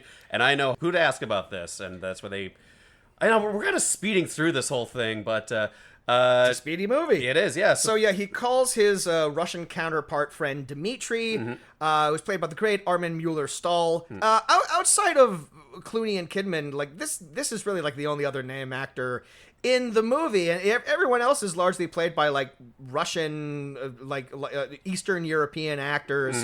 Armin Mueller-Stahl, like he's a great German actor. A year previous to this, he got an Oscar nomination for playing Jeffrey Rush's abusive father in Shine. So he's kind of coming off of like a little bit of like a awards run himself. Okay. He's just like a nice guy. He's George Clooney's buddy. Yeah. He's got a jaunty feather in his cap. And And I know I recognize this guy from somewhere, and I had to check his IMDb list. He was in the movie Theodore Rex. Theodore Rex. He's the villain in Theodore Rex. That's right. Yes, he is, Jameson. You're quite correct. Yes. Yeah, one of the only Whoopi Goldberg movies I've seen. Hey, you know what? You gotta make that money. Exactly. Gotta make that paycheck sometimes. Yeah. So yeah, he calls him and he says, Alexander Sotorov. Yeah, he died, right? Soda Popinski. and Dimitri's all like, oh yes, vodka Drunkinski, yes, very, really sad to lose him. Yeah, he's definitely dead. He definitely blew up in that train. Yeah. And then there's like another aide that's working with them that let Clooney and Kidman know in a previous scene that he couldn't have died because he's calling his mistress, and we've been tracking the calls. He's calling his mistress, and he called his mistress after the train blew up. So we've been keeping tabs on this guy since the fall of the Berlin Wall or whatever. I don't know. That's not in Russia, but that's fine. That's fine, Jameson. That's as much as I know about this part of the world as well too. So that's okay. But so they're all like, well, he's calling his mistress, and then Dimitri gets very quiet, and he's all like, Maybe we should talk in person. Maybe we should fly on down to where I am because I know this is a secure line, but he kind of like he goes, he's got he's a little hot around the collar. He's got people on the inside all around, So now they know something's up. Now they know something's going on. Yeah, back to the Russian general. He says his goodbyes to his men, and he joins this one guy, Ash, on the delivery mission for the nukes to Bosnia. Yes. That's so they can go meet up their mastermind. I bring this up because up until this point, all the Russian is being spoke fluently in the Russian language. This is one of those hoary, like, 90s Hollywood movie cliches. Mm-hmm. Go ahead, because I know you want to say it. Yeah. So at one point, like, the guy he's meeting butchers his Russian, so the Russian officer says, "Your Russian is terrible. Let us speak English for the duration." Let us continue to speak English for the rest of the movie. Yeah. And that Russian guy, oof, his English is... Well, it's not that his English is bad, it's that his Russian accent is very thick. Your friends made this deal, but this is my operation. Don't make me start thinking, oh, Wyatt don't need you. They will never let us through. Of course they will. Section 21A. Nuclear disaster protocol. Man, secure area, door. Control debris, free, evacuate casualties. Subtitles go away, and then I had to go into the settings and put them right back on. I'm sure that this is... this happens in real life all the time. People from like a foreign country are just all like, you know what? How about we just speak English? Because everyone speaks English. It's Everyone knows how to Franca. talk about this. Everyone's cool with it. Absolutely, yes. Is this around the time where we are subtly introduced to the actual villain of the movie? Oh, I want to... Okay, so there's a great line from Nicole Kidman that leads into this. So they're discussing possibilities of who's responsible for this, and George Clooney's whole thing is like, oh, well, people will have a thirst for money and for power, so it's anyone wanting to buy like a nuclear bomb, and Nicole Kidman's just like, no, I'm more afraid of the ideologues who just need one. And then it cuts brilliantly to this magnificent tracking shot of a dilapidated courtyard in Bosnia as we slowly close in on this really unassuming apartment. And there's an old man giving a piano lesson to a little girl, and he's telling her, to feel music, Feel the passion. feel the passion. Yes. Like to understand music is to understand life and all its joys and all its grief. And I'm just like, oh, this is clearly our evil mastermind, and I love every second of this. Yes. So this is the actual villain of the movie, Yeah. a character named Dusan Gavrik. I'm gonna call him the Piano Man. Okay, that was what I wrote down in my notes too. So the Piano Man. Yes, we got the Piano Man and Soda Soda Popinski and Ash. Those are our three villains for this movie. Yeah. It's easier to remember these Yeah. names than their actual names. So Yeah. thank you for taking that off the table, You're welcome. Jameson. That's what yes. I'm here for. Yeah, and we'll find out. This is jumping ahead a little bit, but we'll find out later that Yeah, it goes like another 30 minutes before we know anything about this guy, other Yeah. than like, this is our Emperor Palpatine. Yes. Yeah, and it is like a pretty good reveal a little later on in the plot, but I'll kind of just jump to it now. Oh yeah, remember that minister that died in the opening of the movie? Yes, this was the setup for this, is that the Bosnian minister for finance or whatever was assassinated, and it was days before he was meant to fly to the UN in New York to talk about like a peace treaty or a something. peace summit or Yeah, something along the lines, and Piano Man is his alternate. He is Yes. he is His with number two. He is in the Bosnian ministry, Yeah, he's or like the whatever. vice minister of finance. Absolutely, Yeah. and because the one guy died, he now gets to go to the UN for evil reasons, for evil dun, purposes, dun. for sinister purposes. Yeah. Yes, absolutely. But that's where the we gist are. of it, yeah. That's the gist of this evil plot here. And yes. I just loved how like it took its time to reveal that. Yep. That was great. You know, good planting the seeds. We get to see lots of moments of him mourning the grave of his child and his wife.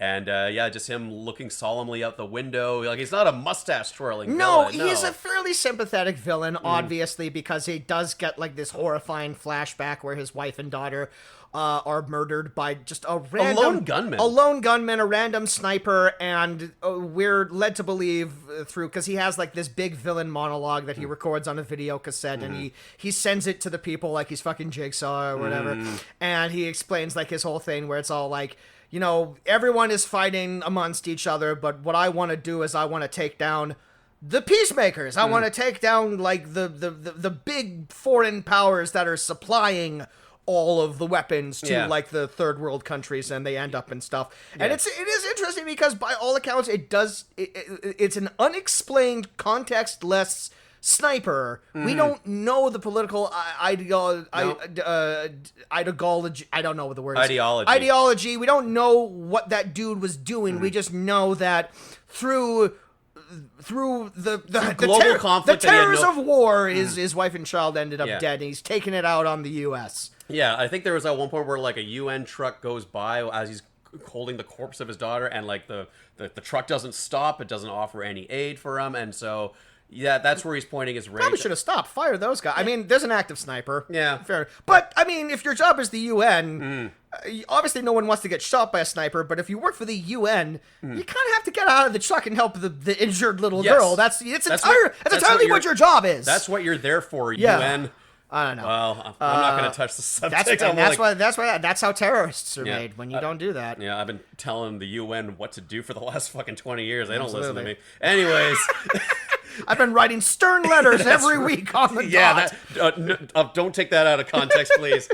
So Clooney and Kidman, they're in Argentina because they were given the contact information. I think they're in Vienna. Vienna, you're right. Yeah. Apologies. Yeah. Yeah. So they're in Vienna, and which is where Dimitri is. Where they meet up with Dimitri, and he says the people that would have organized like a trucks under the books like this would be this one guy who I don't remember exactly. He's like a middle. Let me see what Wikipedia says. He was a middleman, but I think they mentioned that he was. He runs a trucking company that's a front for the Russian mafia. I think, and I think he was like a transportation minister back in the Soviet Union. Right. So he's someone who holds like a position of power, but he's secretly doing stuff off the books. Yes, he's secretly involved in organized crime. Yeah. And it's they're led to believe that he was the one that got the trucks into the hands of Soto Popinski.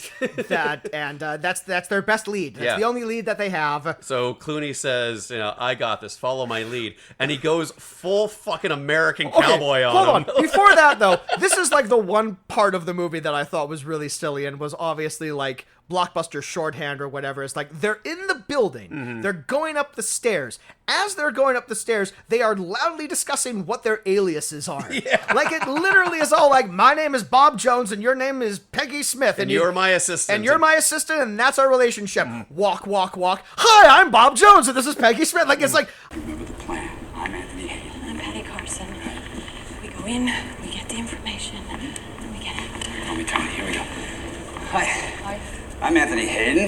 This is my associate, Patty Carson. I'm pretty sure that lady heard you. Yeah. You weren't talking quiet or anything. Come up with the plan before you get in the building, maybe.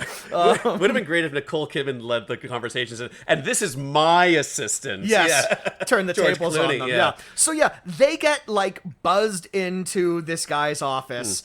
And we see that there is like security cameras, and we see that there is like a security detail for this building or whatever. And he gets like a full-on shot of Clooney's face from the cameras, and then we see him like going through this system where it's like everyone who works for the American government or whatever, and he's doing this while Clooney and Kidman are in the meeting with the guy. Yeah. I would say this guy is very bad at his job. How about run the screen before you let them in the building with the guy? How about have like a holding room before? Make him wait. Make him sweat it out for a little bit. How about this? Everything that happens to you guys is your fault. I'm sure it'll check out. The system takes forever. You know how it is. I gotta do this for everyone, and it always turns out they're no one. So just fine. Go in. I don't care. Just like a bus driver. I don't have fare for the bus. It's fine. Get the fuck on. I don't care. Can I use your bathroom? Hold on. I gotta wait 20 seconds to go through everyone's photo. So they meet the trucking guy, and George Clooney is like, "Hey, you supply illegal trucks to people, don't you? Want this giant envelope full of money for an illegal truck? We would really like to buy some illegal trucks." And Nicole Kidman is just giving him this look the entire time, like, "What the fuck are you doing? Was this the plan?" I missed this part of the conversation where this was the plan. And then George Clooney just pistol whips the guy and ducks because the guy doesn't take the bait. He's all like, "I think maybe you guys should leave. I think maybe you misunderstood what I am." And Clooney's like, "I understand perfectly, motherfucker." Pow! And my reaction was exactly the same as Nicole's. I was all like, "Whoa, this is happening now." Okay. And he breaks his wrist. He like smashes his nose. There's blood everywhere. He duct tapes him to a chair. My favorite. Easily the most intentionally funny line in this is they try and crack open his computer, and it's all like, I need the password to his computer. And Clooney starts torturing him and says, what's the password for the computer? The password is Hasselhoff, which is fantastic. Because, of course, David Hasselhoff, huge in Germany. Big deal in Germany. Big fucking deal. Yeah. So, yeah, they love his music. So they crack in and they get the the trucking manifest. They get the trucking manifest that has the secret information in it and whatever. And they print off hard copies. Something else happens, but I'll get to that in a little bit because it's kind of ridiculous. But it's a plot convenience. We'll call it that. So they get into Dimitri's car, and then there's a Italian Job-esque chase throughout the streets. They're immediately like cordoned off by like 3 other cars. Like it's all like, oh phew, we got away, not a problem. And they turn down a side street, and all of a sudden they're blocked off by 3 cars or whatever. And Dimitri is very casual. He's all like, don't worry, I know how to speak the language. As he gives the money sign. We live in a country of bribes, so I'll just get out and I'll give them some money or whatever. And he gets out and he tries to bribe them, and they're just all like, more money, please. And he starts walking back to the car, and as they're in the car, Nicole Kidman goes to George Clooney. He's all like, are you sure your friend isn't selling us out right now? And he's all like, no, he's my friend. And when that happens, poor Armin Mueller-Stahl gets 2 in the back. Just 1 day away from retirement, that guy. Oh, man. And I was shocked. I was shocked to see him go because and there was also this was the moment I was all like, Armin Mueller-Stahl is down. Or is he? He is, actually. He's dead. He's very dead. Yeah, this is not the kind of movie where you find out that, there was a mole on the inside. That he was the secret villain the entire time. No, he was Clooney's friend, and now he's dead. Yeah. So there's a big chase throughout the streets of Vienna, you said? Kicks ass. Oh my god, this was such a wicked fucking car chase. Clooney is pissed off. Yes. Like they made it personal because they killed like a personal friend of his. One thing the way he stares down some of these guys too, like, that is some intense. This really is like the best example of just like a no bullshit, unfiltered George Clooney action movie. Yeah. Like he's done like other movies that have action in them, but it's usually like a blending of other genres. There's either like elements of like drama or comedy or anything like that. This is just George Clooney kicking ass, and he's great at it. Usually when he's behind a wheel, especially. And there's like some good set pieces. Like it ends with him doing a reverse T-bone into one of the other cars, and then he repeatedly keeps ramming into him. And I was like, he makes it a convertible at one point. He just like the fucking wheel just like goes over. I was thinking like, why aren't you just driving away at this point? But what he's doing is he's intentionally blowing out the rear tires of the car. Yes. So then the bare wheels will start sparking on the ground, so it'll ignite the leaked gas of the other car. I'm asking the same thing too at this point. I'm all like, why don't you just get away? Like they see me incapacitated, and then I realize, no one lives. Yeah. This is the point. He's making sure all these motherfuckers are dead by the end of this. Like the car blows up, and then he marches towards that one survivor guy, the guy who did kill Dimitri. No, not even like a dry, cool wit line. Just bang, no survivors. Not only is it not a dry, cool wit, they also do this thing that I love in action movies sometimes where at some point in time, someone ran over a fire hydrant, so there's just water spraying everywhere. So, like, not only is there, like, cars on fire and everything like that, not only is Clooney just icing a motherfucker cold-blooded, but he's also soaking wet while he's doing it. Yeah, no words to Kidman or anything like that. And then it's followed by a quiet moment where he and Nicole are in a hotel room just hiding out, and he grieves for Dimitri. This is what I really liked about this movie. Yeah. This is this movie's secret ace in the hole, is that it really, it doesn't undervalue collateral damage. It takes time to acknowledge the fact that people have died. Yeah. And that's bet. And there's like, and he's all like, he has a daughter. She's like 16. I've known her since she was 3. Like we saw her in an earlier scene giving. This was a needless death of Dimitri. Yeah, and like I mentioned before, I read some of the Rotten Tomato reviews, and I saw one that said like, all these sentimental moments where he's mourning a fallen comrade or whatever, they ring hollow, and I do not agree with that. I don't agree with that I mean, at this all, movie came out in like 1997. A movie like this now would have had like maybe a moment where like someone's mourning for like 10 seconds, and then someone comes by and says, "Hey, we still got work to do." Yeah. Or like, "Hey, shake it off, soldier," or something like that. No, I thought this was great. Yeah. Yeah. It's the standard now. This movie is quite old at this point, but the standard that I always go with morning secondary characters on screen, how modern blockbusters do it, is Nicolas Cage in Ghost Rider, where his friend Mac is killed by the villain, but it happens like on the tail end of Eva Mendes also being kidnapped. So it's literally Nicolas Cage walking into a thing. He sees the corpse on the ground. He just goes, Mac. And then that's the last he's ever mentioned. His best friend is dead, and that's the most he ever grieves for him. And that's how most most movies cover it. Yeah, but I mean, up until this point, what I was saying before about George Clooney being like the pig-headed macho guy. All of that is completely out the window now. If this were a fucking Marvel movie, there would be nonstop quips all throughout the movie. They made it personal. Yeah. Yep. Yep. And in the earlier scene, when the car explodes, which we forgot to mention, is one of a couple of scenes where Clooney and Kidman jump away from a fireball, which I always love, as impractical as it is. But the trucking manifest, unfortunately, also blew up in the car. But luckily enough, it's immediately not a problem at all, because Nicole Kidman managed to email it to herself.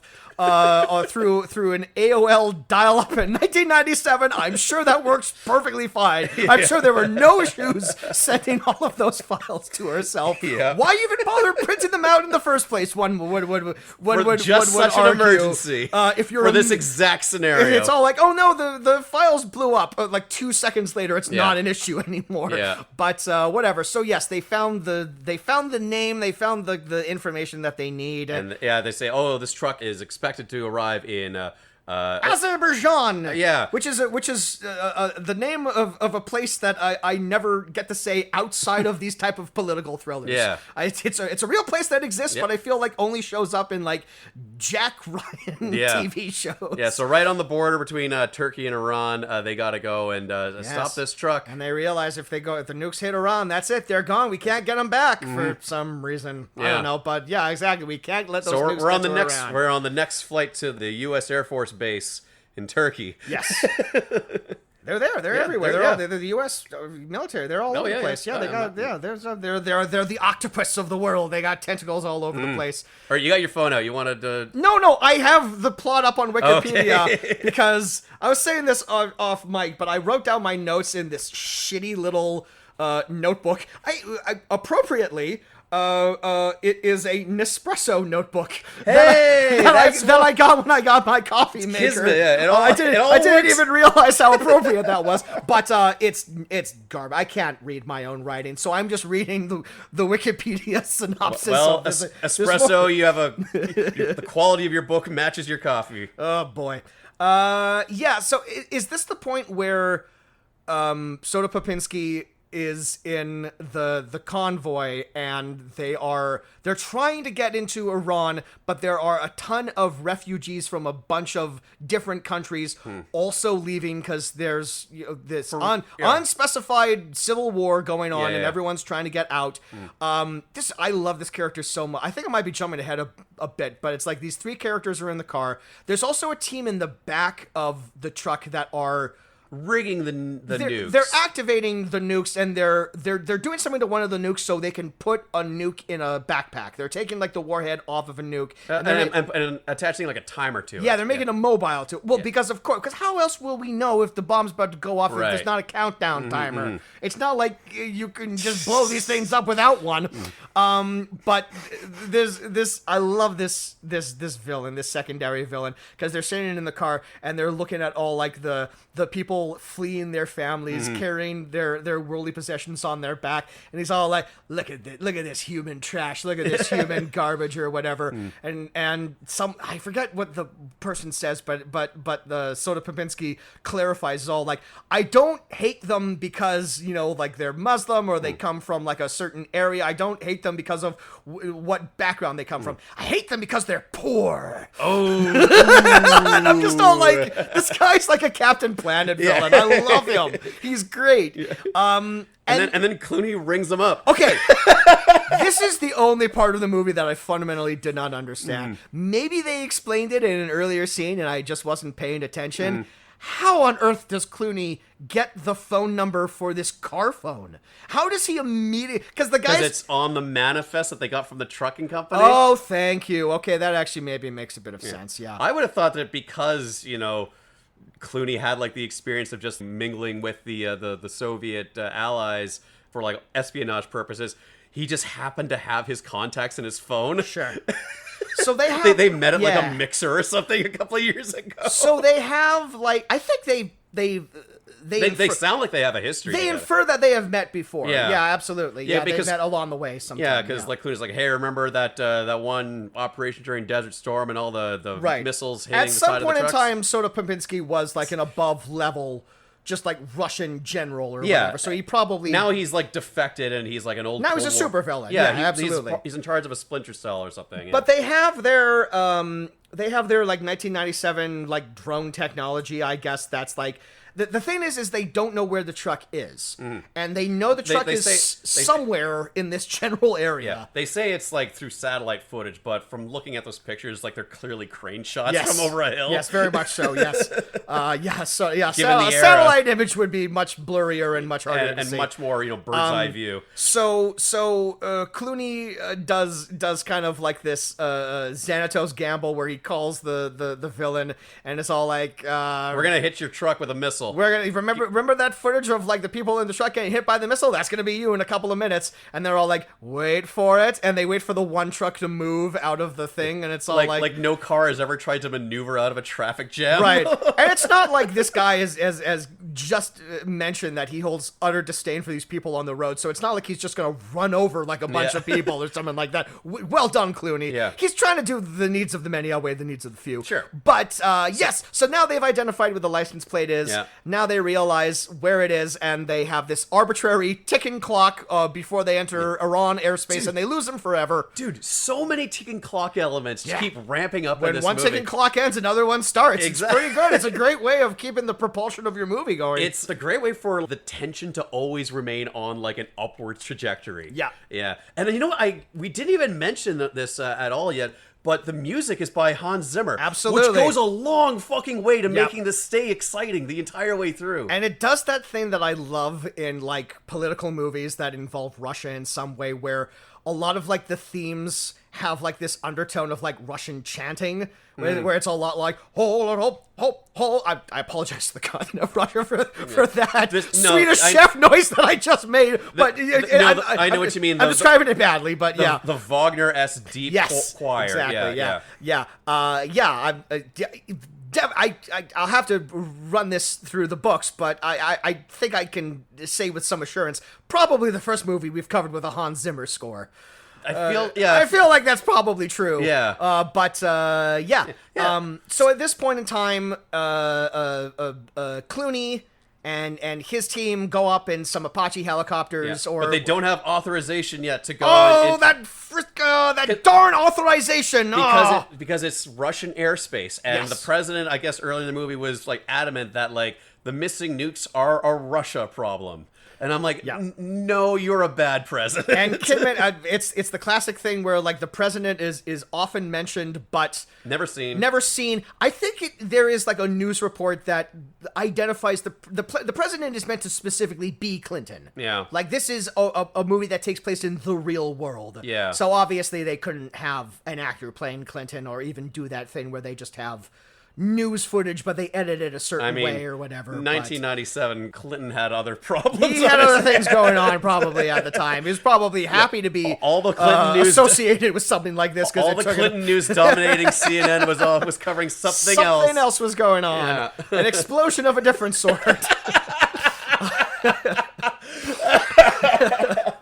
Okay, so even without authorization, George Clooney's like, fuck it, let's just... Well, basically, I think what happens is the president says, Tricky Bell says, we can't go in there because it's Russian airspace, it's the Russians' problem. I think what happens is Nicole Kidman, like, argues that it's all like, we need to do this, and what happens is the president says, all right, but it's on you. Yeah. I'm giving you the authority call the shot. Are you willing to risk a war through absolutely? Through this? And she has to really weigh her options, and she ultimately says, like, yes, I am willing to risk war with Russia to get these nukes back. Now, at this point in global history, the U.S. and Russia are friendly again.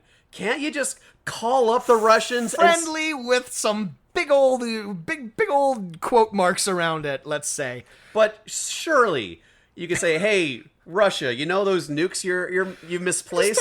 Just talking about... Do you want to, like, maybe share intel? Like, you're not... The Cold War is over at this point. They just do a full-on Doctor Strangelove. And just be all like... Boris, one of your generals went and did a silly thing, and he stole a bunch of nukes. He went rogue, and we're not blaming anyone here, but, You should let us in. So, the three helicopters... We got a lead, The three helicopters fly into Russian airspace. They're immediately caught by Russian airspace.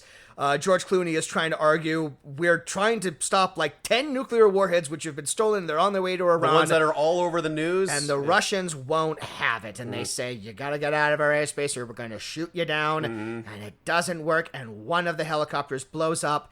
And much like earlier, it becomes a massive moral quandary, but for Nicole Kidman this time. What I love is that after this scene is over, there's a brief moment where they're on, not Air Force One, but on like a big plane, a military plane or whatever, and she's sitting there and she's just reading a file, and Clooney comes over, and we eventually realize that she is reading like the biographies and histories of the fallen, of the 9 men who died in the helicopter crash that died on her account. She personally takes personal responsibility for the death of these 9 people, and it's a type of moment that you don't normally see in movies anymore. Not at all. Where someone's actually like weighing how heavy this happened. Now it's not collateral damage; it's the loss of life of real people. Well, movie characters, absolutely. But now it should also be mentioned this movie does open with the mass murder of like 1,500 Eastern Europeans. I would wager the movie doesn't have time to mourn all of them, but like it is kind of interesting that... Especially since that's part of a massive cover-up for this shady goings-on. But this movie mourns a lot more collateral damage than most other movies do. And we do appreciate. Absolutely. So Clooney and the helicopters, they track down the truck that has the nukes in it in another fantastic action great action sequence. And Clooney is rappelling off the fucking helicopter and he's jumping onto the truck, and he has a fist fight with Soda Popinski, and it's awesome. I mean, like they down these power lines so it reroutes the trucks so it's narrowly fallen off this bridge, but while it's still teetering on the side of it, Clooney rappels down into it. He has the fist fight with Soda Popinski, and Soda Popinski manages to get the rappel rope around Clooney's neck, give it a tug so the helicopter guys are unaware that he's not, if they pull him up, he's gonna get choked. Clooney's hanging by his neck for like a while, and then he takes out his combat knife and he cuts the rope, which is not made of rope, it's made of like reinforced cables. I don't think you can fucking cut through that with a knife. A special knife. Whatever. It's a special Clooney knife. It's whatever. He had to get back on the ground. Yeah, absolutely. It's a scalpel from his ER days. Very sharp. Those are very sharp. And then he manages to shoot Soda Popinski in the neck, I believe. Yeah. So he asks him like, "Where's the bomb?" Oh yeah, because like one of the guys runs out with the bomb in the back, the payload. Yeah, it's in the backpack. Yeah. So he's like, "What happened to the bomb?" And Soda's last words are "fuck you" in like a deep guttural like throat bloody wound. Yeah, it's like Freddy Krueger's talking to him or something. Like, it's like "fuck you." It was,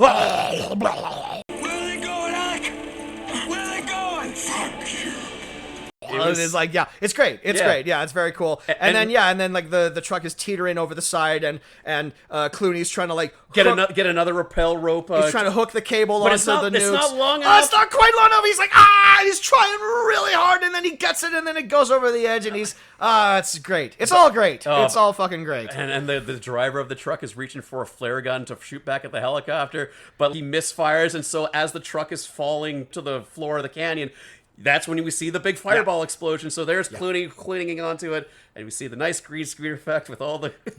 It was great. Loved it. And then there's a great line after the fact where, the smoke is settled or whatever, and Clooney calls Kidman on the phone, and he's all like, I got 8 nukes here. And Kidman says, that's not enough nukes! We lost one of the nukes. And then they realize they only have... There's one of the nukes is still in play, one of the nukes is out there. Yeah.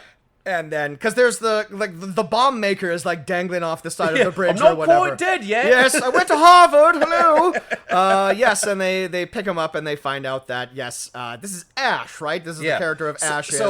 Who's like Piano Man's brother or something? Brother in arms. So I think the long-haired guy who was the trigger man who killed the original minister, I think that might be Piano Man's brother, and I think Ash might be his adult son. Oh, I think okay. so. Because Piano Man, when he meets up with Ash, they're given like really deep embraces. Yeah, kisses him on the forehead. They're really close. They have some sort of like really close relationship. Yeah. Maybe they explained it. I might have just missed it. But, I'm on the assumption that... I mean, I'm already calling the guy Piano Man. Sure. Long-haired guy is Piano Man's brother. Captain Jack. And Ash is Piano Man's son. Right. So that's how I'm just going to... I'm trying to think of another Billy Joel lyric. I don't know. Doesn't matter. He's Ash from Evil Dead. So he gets away and he meets up with Piano Man and they're all like, to New York! And they got on their flight or whatever. Because they get the intel from the bomb maker that was dangling from the... And they've check his apartment, and that's where they find his tape. Now, at this point... I'm thinking to myself, okay, you have the guy's face. I'm sure you can corroborate this with Bosnian intel, who this guy is, where he's going.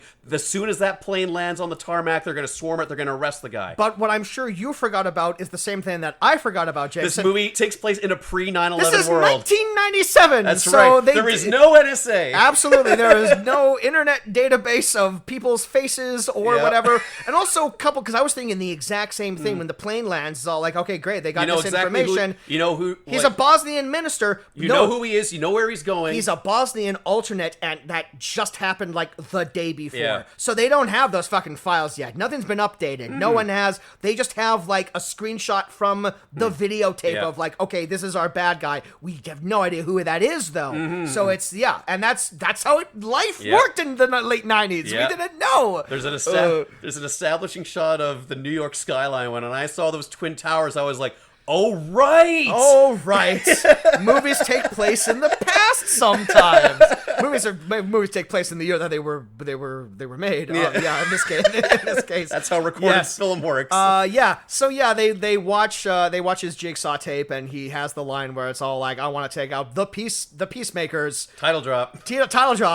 And then they realize it's all like, well, that's either the UK or the United States. And then they realize through some detective work or whatever, it's New York. It's the UN. They're taking he's out on his way to the He's on his way to the UN. And from the moment that the guy's plane lands down in New York, it is just like one long chase sequence where they go to his hotel room and they just miss him going down the elevator, but they see that his room service meal is still warm, so he's still in the area. I love that trope where they're just like in a room and they're looking for somebody, and it's all there's steam coming off the coffee. And oh no! Superstar A-lister George Clooney puts his hand on some guy's omelet and and so they're using like the aerial tractor to look for like nuclear signals somewhere on the streets of New York. Yeah, because he would have some sort of like Geiger counter technology. Because he has like his backpack is like subtly leaking radiation, like not in a way that would like make anyone sick. It's just but like it would make him detectable. Yes, absolutely. They would see him and they're like, we can't let him know that like the hunt is on for him or whatever. But we need to like cordon off like 1st Street to 8th Street or whatever, and we need to detain... Snipers on every rooftop. We need to detain literally everyone with a backpack, so there's all these shots of, like, the NYPD being all like, hey, fuck you, give me that! What's this, a water bottle? Fuck off! Even though they have the guy's picture. Yes, absolutely. There's one weird little moment that I kind of like that they included, where one of the people that the NYPD are tapping down is clearly, like, a German tourist, and as he's being, like, detained, he's all like, who are the fascists now? Oh, makes you think, doesn't it? Pretty political for Yep. 1997 standards. And then Clooney and Kidman are running around with everyone else trying to find this guy. Yeah. There's an edit in this that I thought was just genius, and at first I thought it was just like a neat little like tip of the cap, but it turns out to be like an actual plot development. They're looking around for Piano Man, and Clooney is like looking through binoculars or whatever, and he says, "Come to Papa," and then the immediate cut is a little girl on her daddy's shoulders. Yeah. And when I saw that, I'm all like, oh, that's smart editing. That's the editor put that together.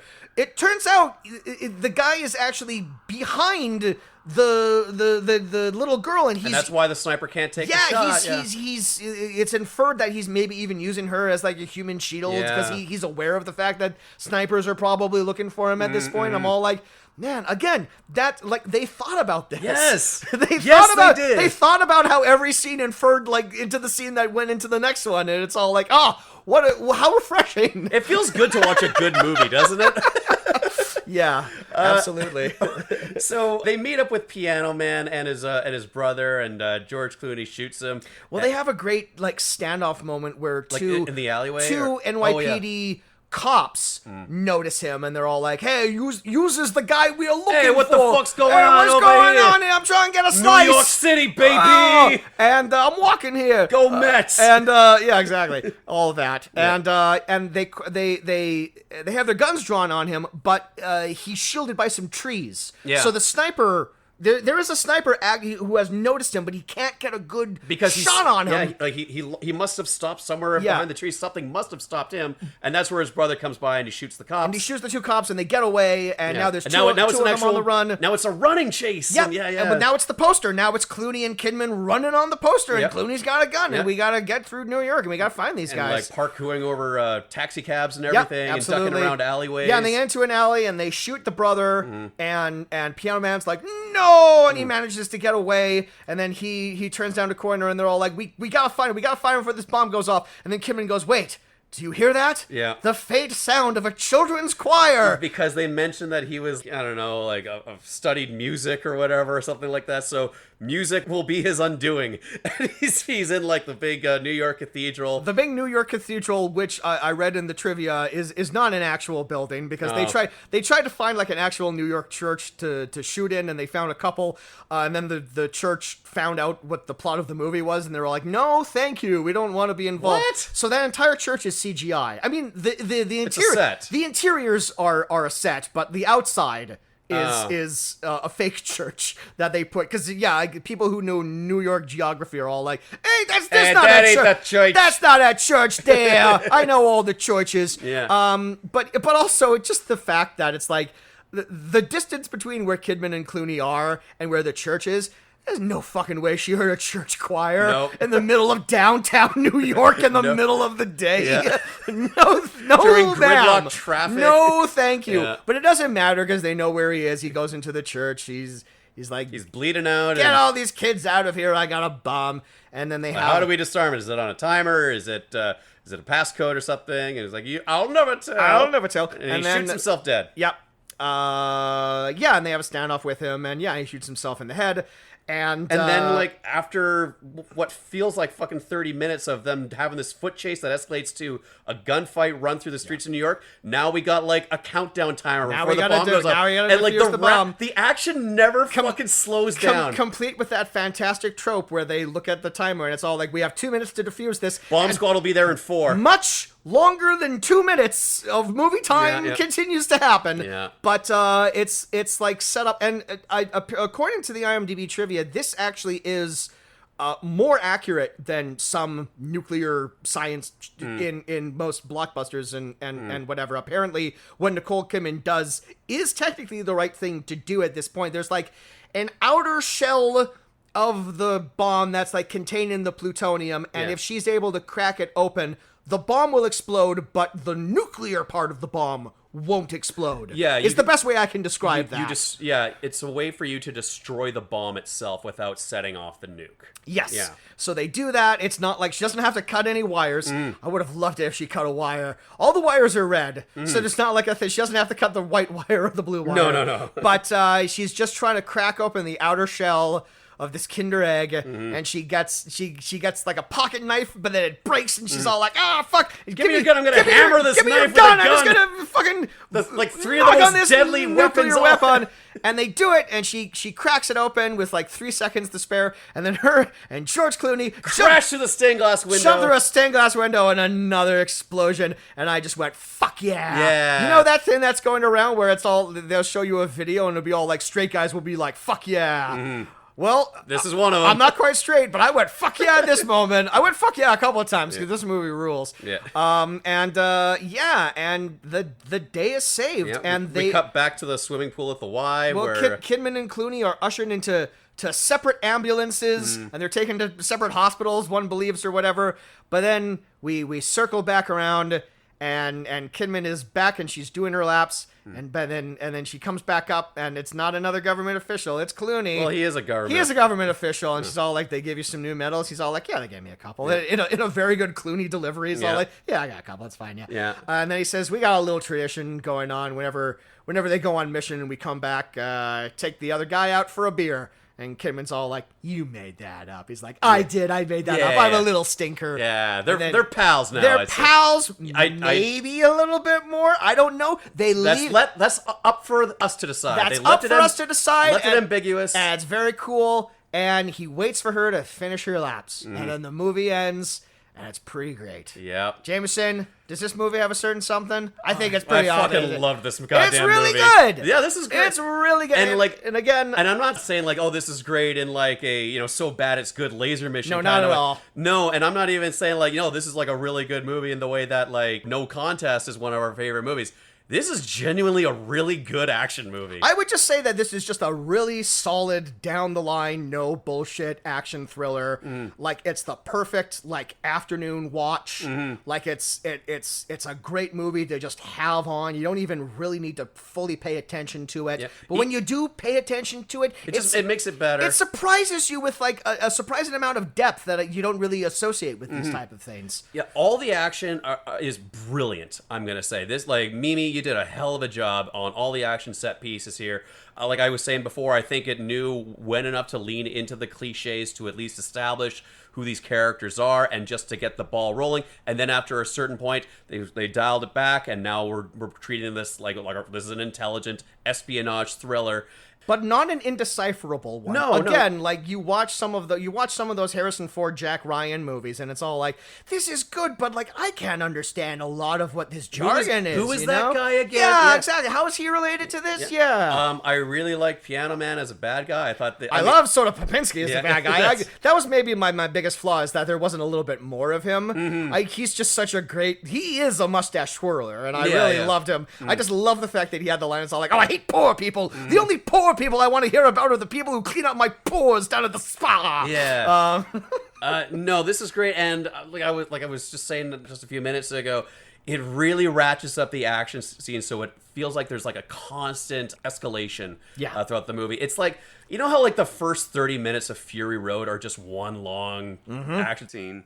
That's what this whole movie feels like after the 20 minutes of setup. Yeah. No, this was great. Like there's a natural stopping point midway through the movie where you think like, okay, things are going to wind down, and it's after they get the nukes from the bridge attack. But then it's the fact that like one of the nukes gets away. It's all like, no, guess what? There's a third act to this movie that you didn't even realize. You thought the plot was this. Yeah. The plot is actually this now. It's one of those great action movies where like for like at the start of Act 3, the plot actually, it turns into a different movie, and it's still great. It's still awesome, yeah. And lastly, I'll say it does the thing that movies of this type don't do enough of, where it actually takes a moment to, hey, you know that character that like you kind of just met, you don't really know anything about them? Well, these characters know them. So give them a minute. We're gonna sit with them as they contemplate what they just experienced, what they survived.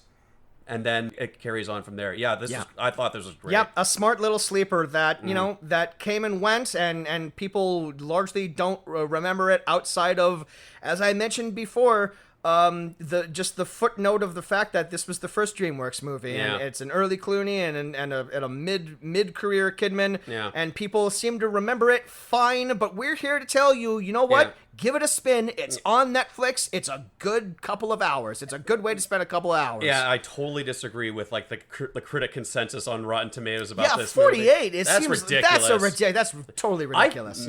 I bet you if this movie were released today, it would go over a lot better. I just wonder if, like, this type of movie would get a theatrical release now. No, it'd be Netflix. It would end up on Netflix or Amazon Prime or whatever. Because, like, the last couple of Tom Clancy's have ended up on Amazon Prime. Yeah. Like, there's talking about movies no one remembers. Michael B. Jordan did a Tom Clancy movie, like, 3 years ago. Does anyone remember that? No, but it happened. So, yeah, that's just kind of the... and it's like this... I haven't seen these movies, but I've heard good things about Extraction... with Chris Hemsworth. But again, a lot of these original action movies just end up on streamers now, but it's like, big screen. We want action on the big screen. I mean, I just saw Furiosa the other day, and it's all like, this is a movie. This is why we go to the movies. We go for zoom, bam, explosion, and this is one of them. But all right, well, everyone put eyes on The Peacemaker. This is great. Absolutely. The Peacemaker, directed by Mimi later, and we're full in. We're off to a good start. Summer blockbuster territory, except this one came out in September, and the next movie we have on the docket came out in like March. Well, but whatever, it's summer blockbuster. this season, this series came out. We're off to a good start. We're off to a good start, and we have some exciting stuff in the pocket. And we're excited. I'm excited, Jameson, to talk about some more well-known movies. Yeah, we've been kind of toying with it for a while. I think this really opens up a new way of. It's not like we're never going back to like the anonymous bullcrap that we love to cover, but it'll be fun. It'll be fun to play in this sandbox for a little while. Yeah. Okay. Yeah. But that was the Peacemaker. If you like this episode, please check out our back catalog of episodes. If you go further back, they are under the title of The Fuck Is This? Don't worry, it's the exact same show. It's just the two of us, and we're just talking about a movie, and it's this type of interplay. Don't you love it so much? We're on Spotify and YouTube. We'd like to thank Eddie Lamb for his fantastic theme music. You can follow us on all of the social media. You can follow me on Letterboxd. I'm Kaz Lesgard. I make... I don't know how to talk about this. You say it all the time. You've said it like more than 10 times now. Just go. Just roll. All right. I make web cartoons. I won an award for being an animated filmmaker. Be proud of it. Yeah. Pitch yourself. All right. Well, pitch yourself to the people. All right. I'm on the channel. What's my YouTube channel? Uptown Slim Jim. Check them out. And as George Clooney said in Burn After Reading, I think I can get a run in. All right. Yeah. That's the best line he's ever delivered in I think film. I can get a run in. That's a good sign off. He made a dildo chair in that one.